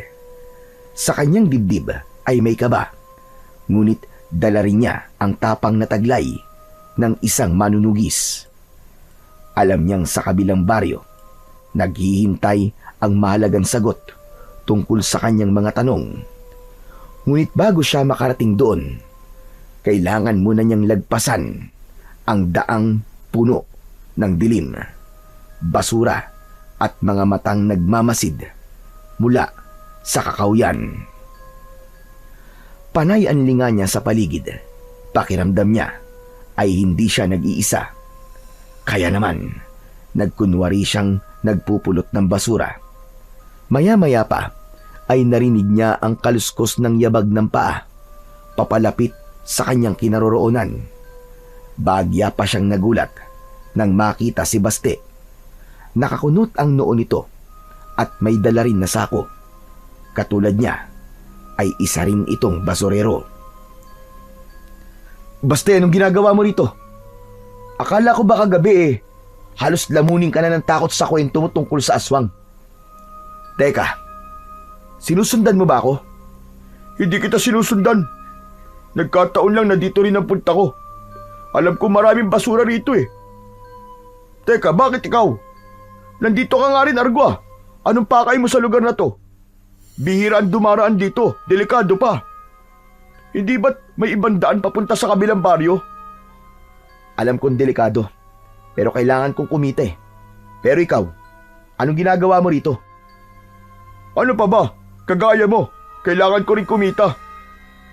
Pagkatapos ipang-iinom mo lang. Hindi na ako nagiinom. Natauhan na ako sa mga nangyari sa akin kagabi. Nai-report mo na ba kay Kapitan ang nangyari sa mga kaibigan mo? Oo, kaya lang walang naniniwala sa akin eh. Pinagtawanan lamang nila ako, kaya yun. Naghahanap sila ng mga lugar na madalas naming tambayan. Sa isip ni Argo ay malabo nang mahanap ng mga tanod ang katawan ng mga kaibigan ni Baste dahil siya mismo ang naglusaw sa katawan ng mga ito gamit ang kanyang kapangyarihan. Ni Abo ay hindi na matatagpuan ng mga ito. Dahil kasama niya si Baste, kinailangan niyang ibaling ang atensyon sa paghahanap ng mga basura na pwede nilang ibenta. Pagkalipas ng ilang oras, ay halos mapuno na ang sako nilang dalawa ni Baste. Ngunit natigilan silang dalawa nang makita ang isang katawan ng tao sa ilalim ng basurahan. Maging si Baste ay natakot sa itsura ng bangkay. Diyos ko, tila marami na siyang napapatay na biktima, Baste. Kung ganun, sa basurahan nila itinatambak ang mga katawan ng kanilang nagiging biktima para maitago sa mga tao. Hindi nga naman mahahanap kagad ang katawan nila dahil natatakluban ng baho ng mga basura. Kailangan malaman to ni Kapitan kung sino ang lalaking yan. Tsak na hinahanap na siya ng kanyang pamilya. Nilapitan nila ang katawan ng biktima. Kitang-kita nila ang nakakapangilabot na sinapit nito. Ang balat nito ay natuyo at kumulubot.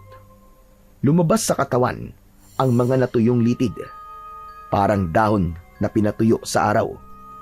Ang mga mata ay nakadilat, walang buhay. Nakabuka ang bibig na tila sumisigaw at habol ang huli nitong hininga.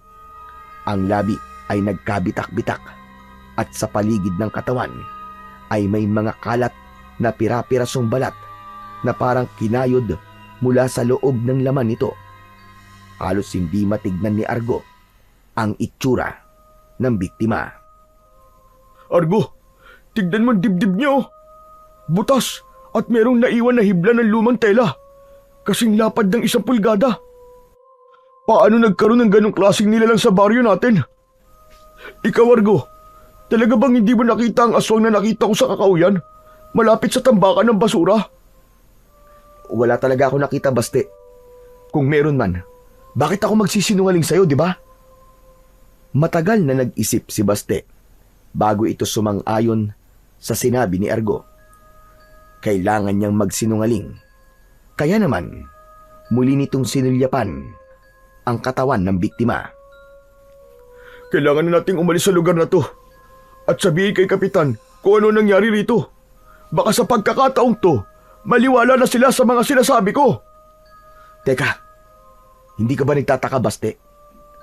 Natagpuan ko ang katawan ni Takso malapit sa tambakan ng mga basura. Anong ibig mo sabihin, Argo?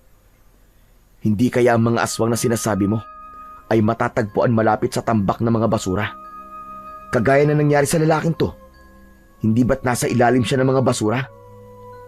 Sinasabi mo ba na ang mga nawawalang tao sa baryo natin, pati na ang pagtatago sa mga katawan ng biktima ng mga aswang, ay matatagpuan sa tambakan ng mga basura na malapit sa bahay natin?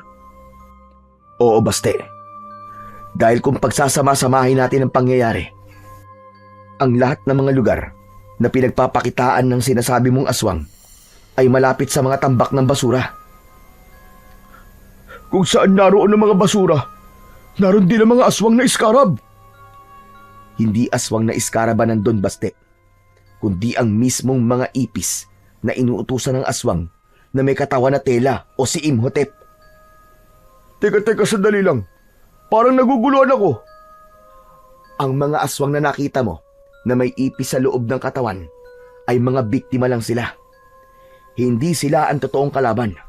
Ang totoong kalaban natin dito ay ang mga ipis na pumapasok sa katawan ng mga tao na binibiktima nila. Ang ibig kong sabihin, hindi ba't karamihan sa mga ipis ay nakatira sa basurahan? Sa palagay ko, si Imhotep mismo ay nakatira sa ilalim ng basurahan. Diyos ko, posible nga. Tama nga sinasabi mo. Teka, paano mo naisip yun? Ang pinagbatayan ko lamang ay ang mga taong binibiktima ng mga ipis. Tsaka pansinin mo ang katawan ng biktima. Hindi na halos makilala dahil sa pagkatuyo ng kanyang katawan. Pero nalaman ko batay sa kanyang suot. Siya si Mang Ruben, ang basurerong madalas mong nakakasama. Hindi mo nakilala ang ama ni Alex, di ba? Nanlalaki ang mga mata ni Baste nang dumako ang paningin nito sa suot na damit ng biktima. Kinuha nito ang tela na nasa dibdib ni Mang Ruben. Pinagmasdan yun ng mabuti, saka iniabot sa kanya. Tignan mo rin ang telang to. Parang tela mula sa libingan. Dahil sa amoy at kalumaan. Maaaring ang binibiktima niya ay ang mga basurero. Nagtatapon ng basura at mga taong nagtatapon kung saan-saan ng kanilang kalat. Hinaplos ni Argo ang hawak niyang tela. Kitang-kita ang nakadikit na dugo sa tela. Saka muling napatingin sa nag-aalalang muka ni Baste. Sa unang pagkakataon ay nagkasundo sila nito. Matagal din ang panahon na madalas siya nitong ginugulo. Pero ngayon, kasama niya na ito at tila balak pang gumawa ng paraan para makatulong sa kanya. Kahit hindi niya tahasang inaamin dito na isa siyang manunugis ng mga aswang, at hindi totoong basurero. Umalis na tayo rito bago pa tayo abutin ng dilim sa daan. Binuhat ni Argo ang dala niyang sako. Pagkatapos ay nauna nang maglakad kay Baste. Habang tinatahak nila ang daan pauwi sa kanilang bahay, ay napansin ni Argo na tila pinagtitinginan sila ng mga tao.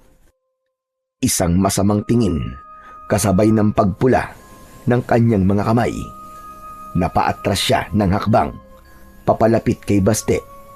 Mabilis niyang kinuha ang sandata niya sa loob ng sako. Argo, ano to? Ano nangyayari?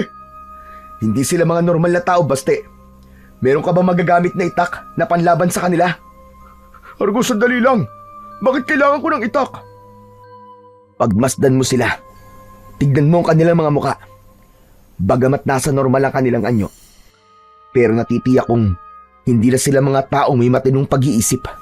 Mamayang gabi lamang ay maghaasik na sila ng lagim sa baryo natin. Kailangan mo makahanap ng mga baging para igapo sila at hahayaang mamatay sa lugar kung saan sila natin itatali. Hindi kagad naunawaan ni Baste kung ano ang ibig sabihin ni Argo. Dahil tinititigan pa nito ang mga tao na nakatayo sa gilid ng kalsada. Nakatulala na para bang wala sa sarili. Kahit hindi gumagalaw ang mga ito, alam ni Argo na hindi na sila ligtas sa lugar na yon. Ibinaba ni Baste at Argo ang kanilang sako at kumuha ng baging sa mga puno. Pinagsama-sama nilang igapos ang mga tao dahil hindi pa niya kayang patayin ang mga taong naging biktima lang din ng itim na kapangyarihan ni Imhotep. Mabilis nilang naigapos ang halos 8 lalaking nakatayo sa gilid ng kalsada. Tuluyan na nilang iniwan ang kanilang mga sako at patakbong tinahak ang daan pauwi sa kanilang bahay para naman iligtas ang kanilang pamilya. Mabilis nilang narating ang bahay ni Baste. Ipinaliwanag nito sa mga magulang na wag munang lalabas ng bahay kapag gabi. Ganon din ang ginawa nila sa iba nilang mga kapitbahay. Habang si Lolo Tipol naman ay tumulong na rin sa kanila para ipagkalat ang balita tungkol sa mga aswang na tila may sapi ng masamang elemento na may gamit na itim na kapangyarihan. Sa una ay hindi naniwala ang mga tao sa kanila. Subalit nang makita ng mga ito ang nangyari sa lalaking natagpuan nila sa basurahan, pati na ang mga kalalakihan na iginapos nila, ay naniwala rin ang mga ito. Naghanda ang mga lalaki ng sibat para sa oras na salakayin sila ng mga aswang na may laman na ipis sa katawan, ay meron silang magagamit na panlaban upang ipagtanggol ang kanilang sariling buhay. Tutulong ako sa iyo, Argo. Kung tama ang hinala mo na nasa tambakan ng basura ang sagot sa mga tanong natin, kailangan nating magmatsyag doon. Tama ka, Baste. Pero sigurado ka ba? Nasasama ka sa akin? Bakit naman hindi? Utang ko ang buhay ko kay Takso. At gusto ko rin na mabigyan siya ng katarungan. Gusto ko rin na patunayan sa iyo na wala akong kasalanan. Pagkatapos nilang magplano ng mga gagawin, naghanda sila ng gasolina at posporo. Alak nilang sunugin ang basurahan. Si Lolo Tipol naman ang naiwan sa kanilang bahay. Hindi niya muna sinabi rito ang kanilang plano ni Baste para hindi na masyadong mag-alala si Lolo Tipol. Kaya pagsapit ng gabi ay magkasama sila ni Baste na tinahak ang daan papunta sa tambakan ng basura. Ngunit pagdating nila ay merong mga tao na nakatayo sa paligid ng basurahan. Mga walang alam sa mga nangyayari sa paligid. Mga taong hindi naniniwala sa kanila. Sa halip ay mas pinili pa rin magtrabaho kahit gabi na. Nagtago ang dalawa sa likod ng puno habang nakasilip sa ginagawa ng mga tao. Ilang sandali pa ay umalis ang dalawang lalaki na may buhat na sako na punong-puno na ng basura na maaari pa nilang mapakinabangan. Natanaw nila na merong dumating na 3 sasakyan na truck ng basura. Kaya pala, sa gabi sila nag-ooperate para maitago ang kababuyan na ginagawa nila sa baryo natin. Kung tama ang hinala natin na merong mga nilalang na nagtatago sa ilalim ng basurahan, kakailanganin nating magukay. Kaya mo ba ang baho ng basura, Baste? Kakayanin ko. Pero mamaya na tayo kumilos. Hanggat nariyan pa mga taong yan, hindi pa pwede. Pinanood ng dalawa ang pagdating ng mga truck ng basura para itambak sa kanilang baryo. Kita rin nila na binayaran ng mga ito si Kapitan. Isang malakas na pagtapik sa balikat ang ginawa ng lalaki para magpakita ng pasasalamat sa punong barangay.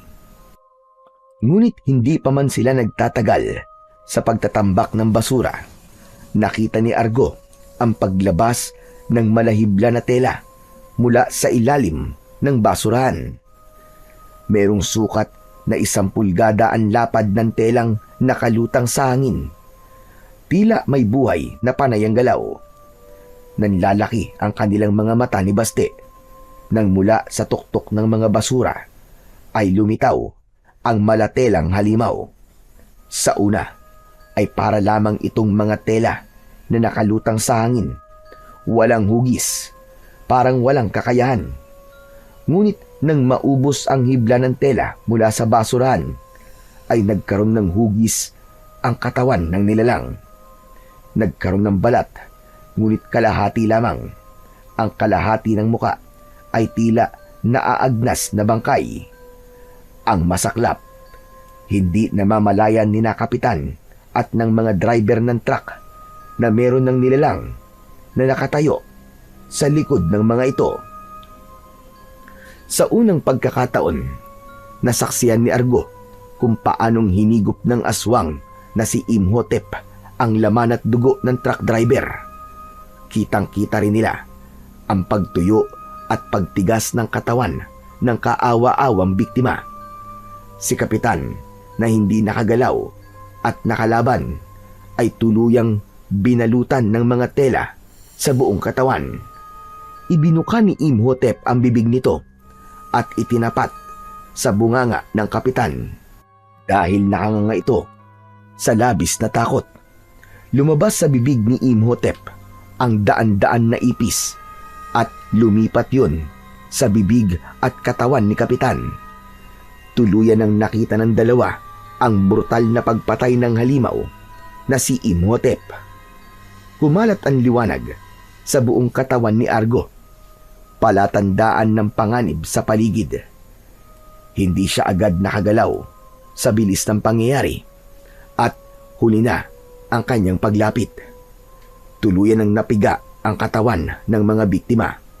Umangil si Imhotep na tila natutuwa sa mga nangyayari at nang maubos ang mga biktima ay kitang-kita ni Argo na nagkaroon na ng muka ang halimaw. Tila dumikit sa katawan nito ang kinuhang balat ng mga biktima. Saktong paglabas ni Argo sa kanyang pinagtataguan, ang pagharap naman sa kanya ni Imhotep. Hoy! Imhotep! Ako ang harapin mong hayop ka! Pinatay mo ang alaga kong aso! Pinatay mo ang mga magulang ko! Ngumisi ang supremo ng mga aswang sa pagnanga nito at pagsigaw. Tila napunit pa ang balat nito sa bibig, habang ang mga ipis sa katawan nito ay nagpabalik-balik sa paggapang sa katawan nito.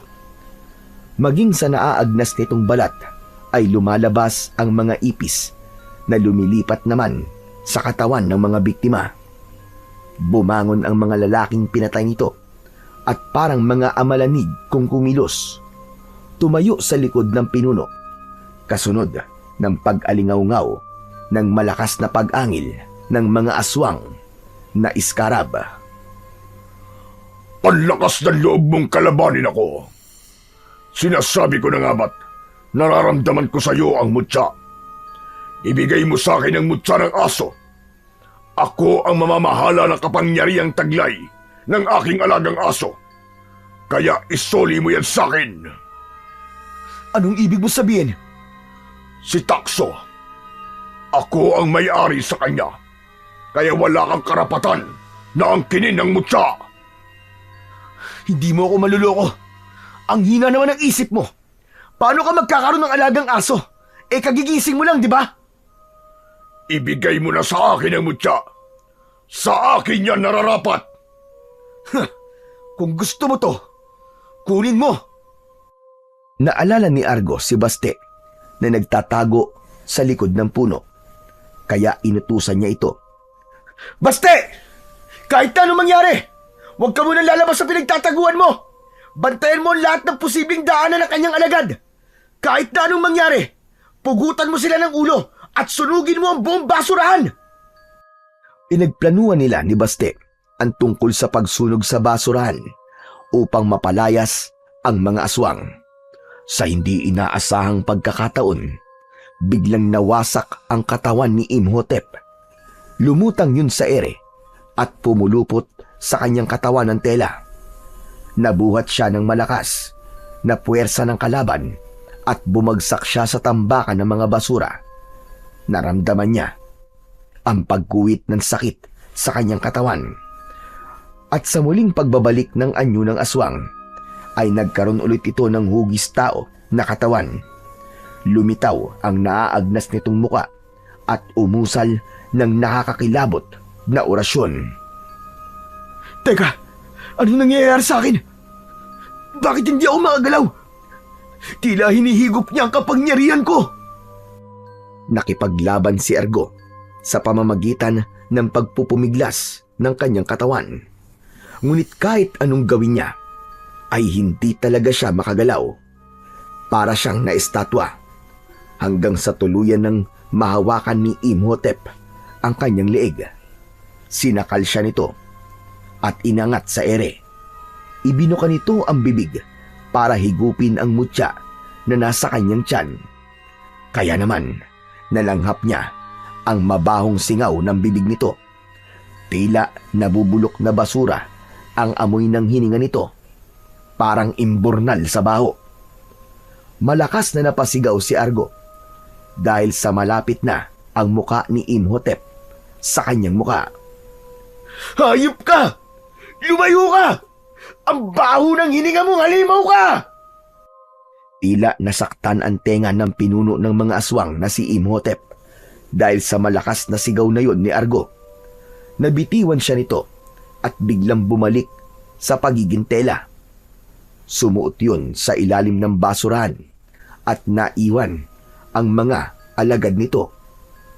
Saka lamang sumugod ang mga yon nang maglaho ang halimaw. Sabay-sabay na umatake sa kanya ang mga ito. Bawat bigwas ng kanyang suntok sa mga kalaban ay isa-isang bumabagsak ang mga ito ng pasadsad sa lupa. Si Baste naman na lumabas sa pinagtataguan ay dala-dala ang gasolina at posporo. Binuhusan nito ang basurahan, saka sinindihan gamit ang posporo.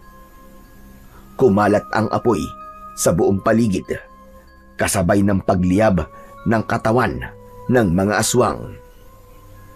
Pagkalipas ng ilang minuto, nasunog ang buong tambakan ng basura.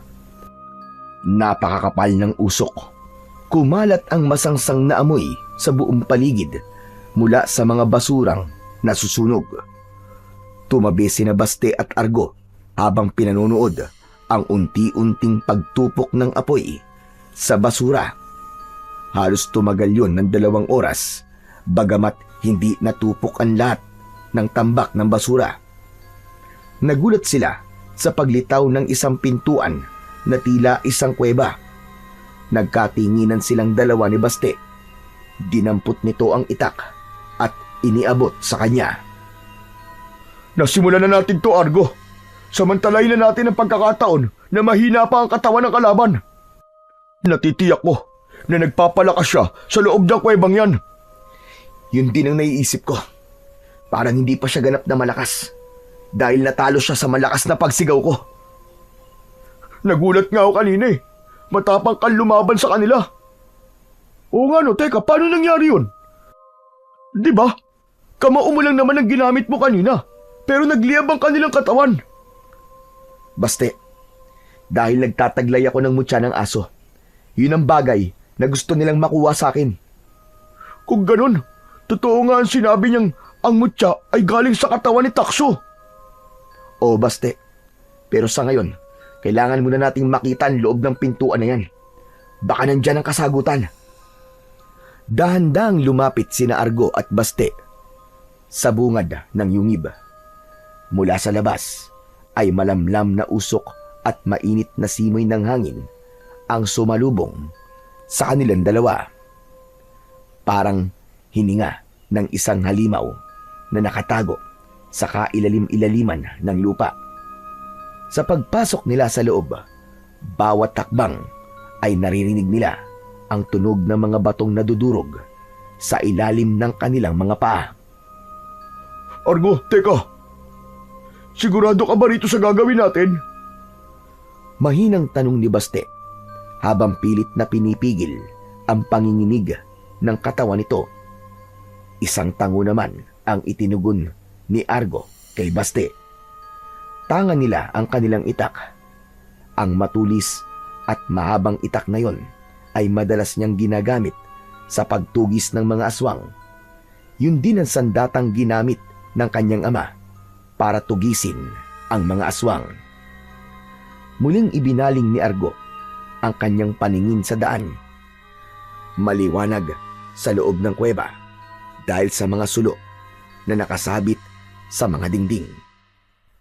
Mula sa kanilang kinatatayuan ay sumalubong sa kanilang pang-amoy ang nakakasulasok na amoy ng nabubulok na laman ng tao. Tahimik lamang si Argo. Nakatunghay ang mga mata sa madilim na butas ng yungib. Sa kanyang pakiramdam, ang dilim ay tila humihigop sa kanilang mga anino. Pinakawalan niya ang isang malalim na buntong hininga bago humakbang papasok papunta sa dulo ng yungib. Bigla na lamang lumiwanag ang kanyang paningin na tila ba natatanaw niya ang kinaroroonan ng supremo na mga aswang na si Imhotep. Ang mga pader ng yungib ay basa at may mga nakasabit na ugat na parabang mga galamay na nakalawit mula sa kisame. Ang bawat patak ng tubig mula sa mga siwang ng bato ay lumilikha ng eko na dumadagdag sa kilabot ng paligid. Habang lumalalim ang kanilang paglalakad, lalo namang bumibigat ang katahimikan. Ang liwanag ng mga sulo ay kumikislap lamang sa makikitid na pasilyo at ang dilim ay tila laging nakahandang lamunin sila. Sa di kalayuan, may narinig silang kaluskos. Mahina na tila ba gumuguhit sa pagitan ng mga bato. Hindi sila maaaring magkamali. Tunog yun ng mga paa ng ipis na papalapit sa kanilang kinaroroonan. Agad na kumilos si Argo. Kinuha niya ang sulo at ibinigay niya yon kay Baste. Natatandaan niyang hindi makalapit kay Argo ang mga ipis dahil sa liwanag na bumabalot sa kanyang katawan. Kaya si Baste lamang ang pinaghawak niya ng sulo. Natitiyak niyang magagamit ni Baste ang apoy laban sa pag-atake ng mga halimaw na ipis. Nang biglang umingay ang loob ng kuweba dahil sa libu-libong ipis na sumalubong sa kanila. Isang malakas na paghampas ng sulo sa sahig ng kuweba ang ginawa ni Baste, habang si Argo naman ay isinuntok ang kamao sa sahig. Tila ba may malakas na puwersa ng liwanag ang lumabas sa kamay ni Argo. Lahat ng lumapit na ipis sa kanila ay nasunog at naging abo.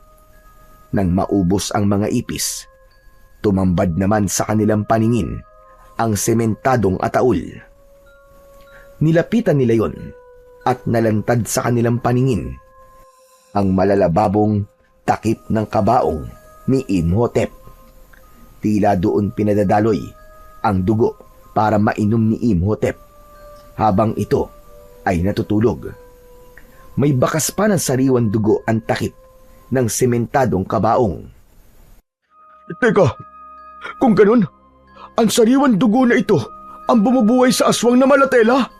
Si Imhotep, siya ang tinutukoy ko. Pero meron pa tayong isang kalaban dito sa loob.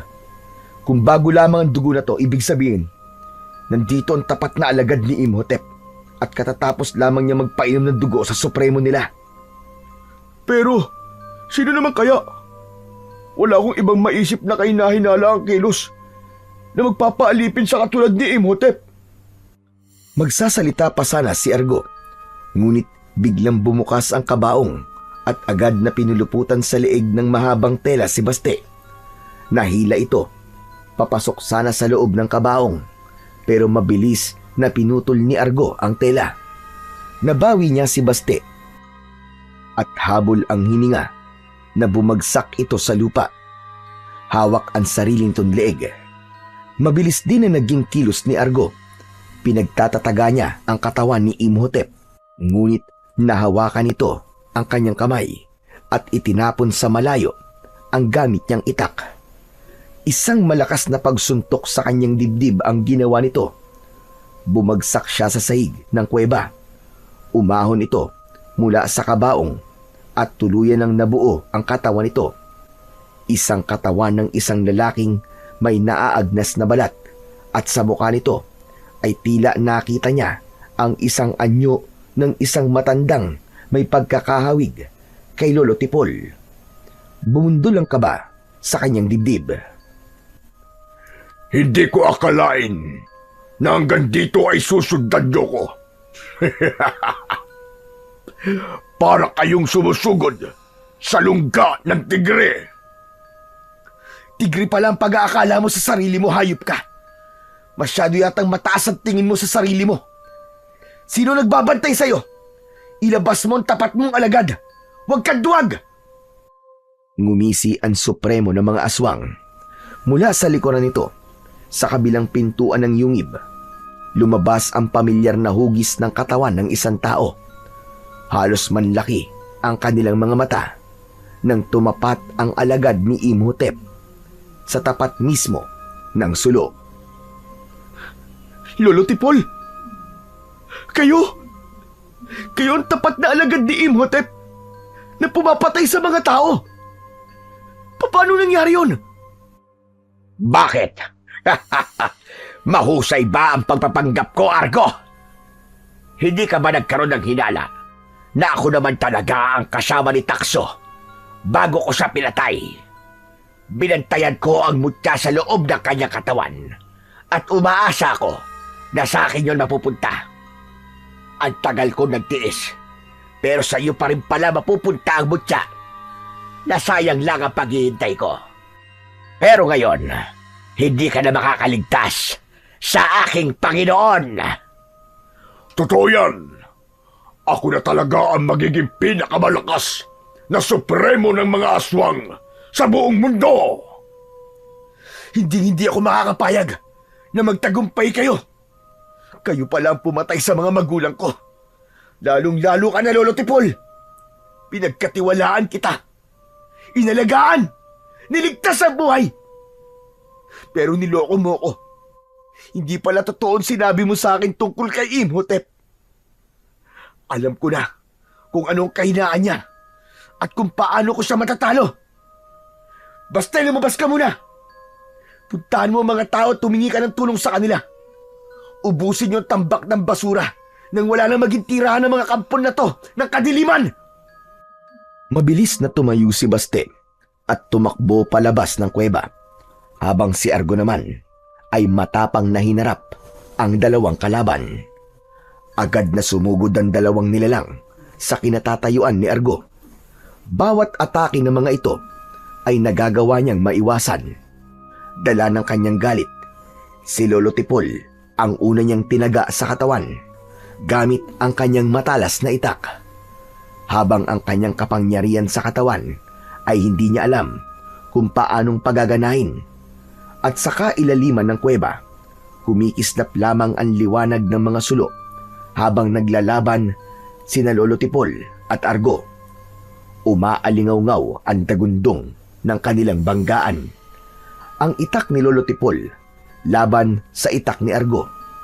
Nahirapan si Argo na matalo ang matanda dahil ito mismo ang nagturo sa kanya kung paanong lumaban. Pero dahil sa galit niya sa matanda, hindi na malayan ni Argo na unti-unti na niyang nagagamit ang kanyang mutya. Isang malakas na pagtaga ang ginawa niya sa katawan ni Lolo Tipol. Hindi pa siya nasiyahan. Binunot ni Argo ang talim ng kanyang itak sa katawan ng matanda at muli yung itinarak sa katawan ni Lolo Tipol. Nagkikikisay ang katawan nito at sa isang iglap ay nalusaw ng apoy ang katawan ng matanda. Nagwala sa galit si Imhotep at umatake rin ito sa kanyang kinaroroonan.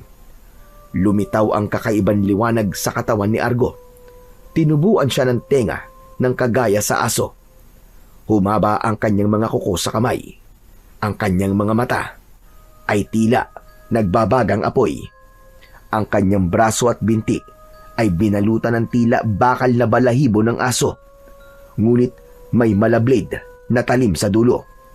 Ang balahibo ng aso na bumalot sa kanyang buong katawan ang biglang nagpaatras kay Imhotep. Anong nangyayari? Bakit bigla ka naging si Takso? Paano ka nagkaroon ng ganyang kapangyarihan? Bakit? Hindi ka ba makapaniwalang nagtataglay na ako ngayon ng kakayahan ng isang aso na pinatay mo? Pagpipira-pirasuin ko ang katawan mo! Demonyo ka! Isang malakas at mabilis na pagtalon ang ginawa ni Argo. Ang kakaibang init na lumalabas sa kanyang katawan ay tila may sariling pindig at tibok ng puso. Sa isang iglap, kumislap ang pulang liwanag sa kanyang mga mata. Ang simpleng ningas ay naging naglalagablab na apoy na bumalot sa katawan ni Argo. Mula sa kanyang mga kamay ay lumabas ang malaapoy na hugis ng isang aso. Kitang-kita ang bangis, handang umatake.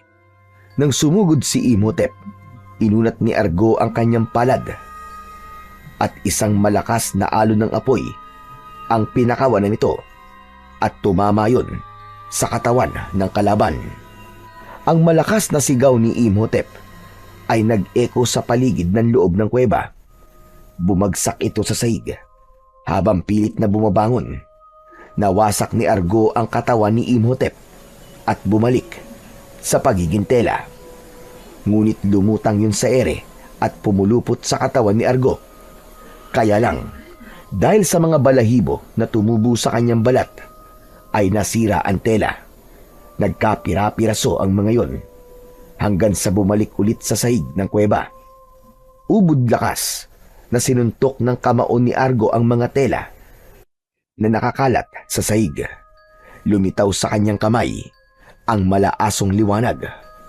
Kumalat yun sa loob ng kuweba. Ang mga pader ng kuweba ay kumislap sa tindi ng alon ng kapangyarihan mula sa mutya ni Argo. Sa bawat galaw ng kamao ni Argo, lumalabas ang hugis ng malaapoy na hugis aso.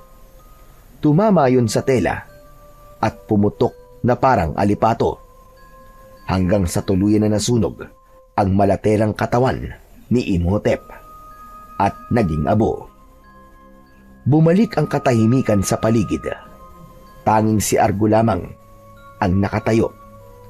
Hingal, nanginginig, ngunit tangan ang ningas ng kamay na unti-unting kumalma. Nawala ang kanyang anyo ng pagiging aso. Sinulyapan niya ang sementadong kabaong. Wala nang dahilan para manatili ka sa mundo namin. Dahil hindi ka na mabubuhay kahit na kailan. Tuluyan ka ng magiging abo, Imhotep! Nadiskubre ni Argo na ang pintuan na nilabasan ni Lolo Tipol nang pumasok ito sa loob ng kuweba ay may lagusan at konektado sa bahay at silid ng matanda. Talagang naloko siya nito at ginamitan siya ng kapangyarihan para hindi ito makilala ng kanyang mutya. Samantalang ang mga tao naman ay nagtulong-tulong sa pagsunog sa tambakan ng mga basura. Lahat ay nagkaisa at tila nagkaroon ng isang bayanihan. Kaya naman, magmula ng gabing yun, natauhan na ang mga tao tungkol sa pagtatapon nila ng mga basura. Bumalik ang kaayusan ng baryo ng Barnis at nawala ang mga pasaway na mga tao na nagtatambak ng basura sa kanilang lugar. Labis ang paghanga ng mga tao kina Baste at Argo. At bilang pagtanaw ng utang na loob ni Baste kay Argo, inilihim nito ang tunay na pagkatao ng binata, pati na ang tungkol sa mutya ng aso. Magmula rin noon ay magkasama na palagi ang dalawa. Naging magkaibigan at magkaramay sa lahat ng bagay, pati na sa pagpapalaganap ng kaayusan sa kapaligiran. Maging ang katahimikan at disiplina sa kanilang baryo ay maayos na naipatutupad ng dalawa bilang bagong mga tanod. Ang dating magkaaway noon, ngayon ay magkasama sa iisang bubong. Kasama ang pamilya ni Baste. Nagkaroon ng pamilya si Argo. Samantalang ang nangyari namang pagkukunwari ni Lolo Tipol ay patunay lamang na walang lihim na hindi nabubunyag. Darating ang oras na ang pagkukunwari ay malalantad at pagbabayaran ang mga nagawang kasalanan. Ang kwentong inyong napakinggan ay isang patunay ng labis na pagsira sa ating kapaligiran ay magdudulot sa atin ng kapahamakan. Isa sa pinakamalaking suliranin ng lipunan sa kasalukuyan ay ang pagtambak ng basura. Sa bawat araw na lumilipas, dumarami ang iniipon nating basura. Plastik, bote, lata, tirang pagkain at kung ano-ano pa. Ngunit ang mas nakakabahala ay ang kawalan ng tamang pamamahala at disiplina sa pagtatapon nito. Sa halip na mailagay sa tamang lalagyan o maproseso ng maayos ang mga basura, basta na lamang tinatambak sa mga kanto, sa ilog, sa bakanting lote, at minsan sa mismong bakuran ng mga tao. Ang ganitong gawain ay nagdudulot ng matinding kapahamakan, hindi lamang sa kalikasan, kundi lalo sa ating kalusugan. Lagi nating tatandaan na ang basurang iyong itinapon, kapag bumaha, ay babalik at babalik sa iyo.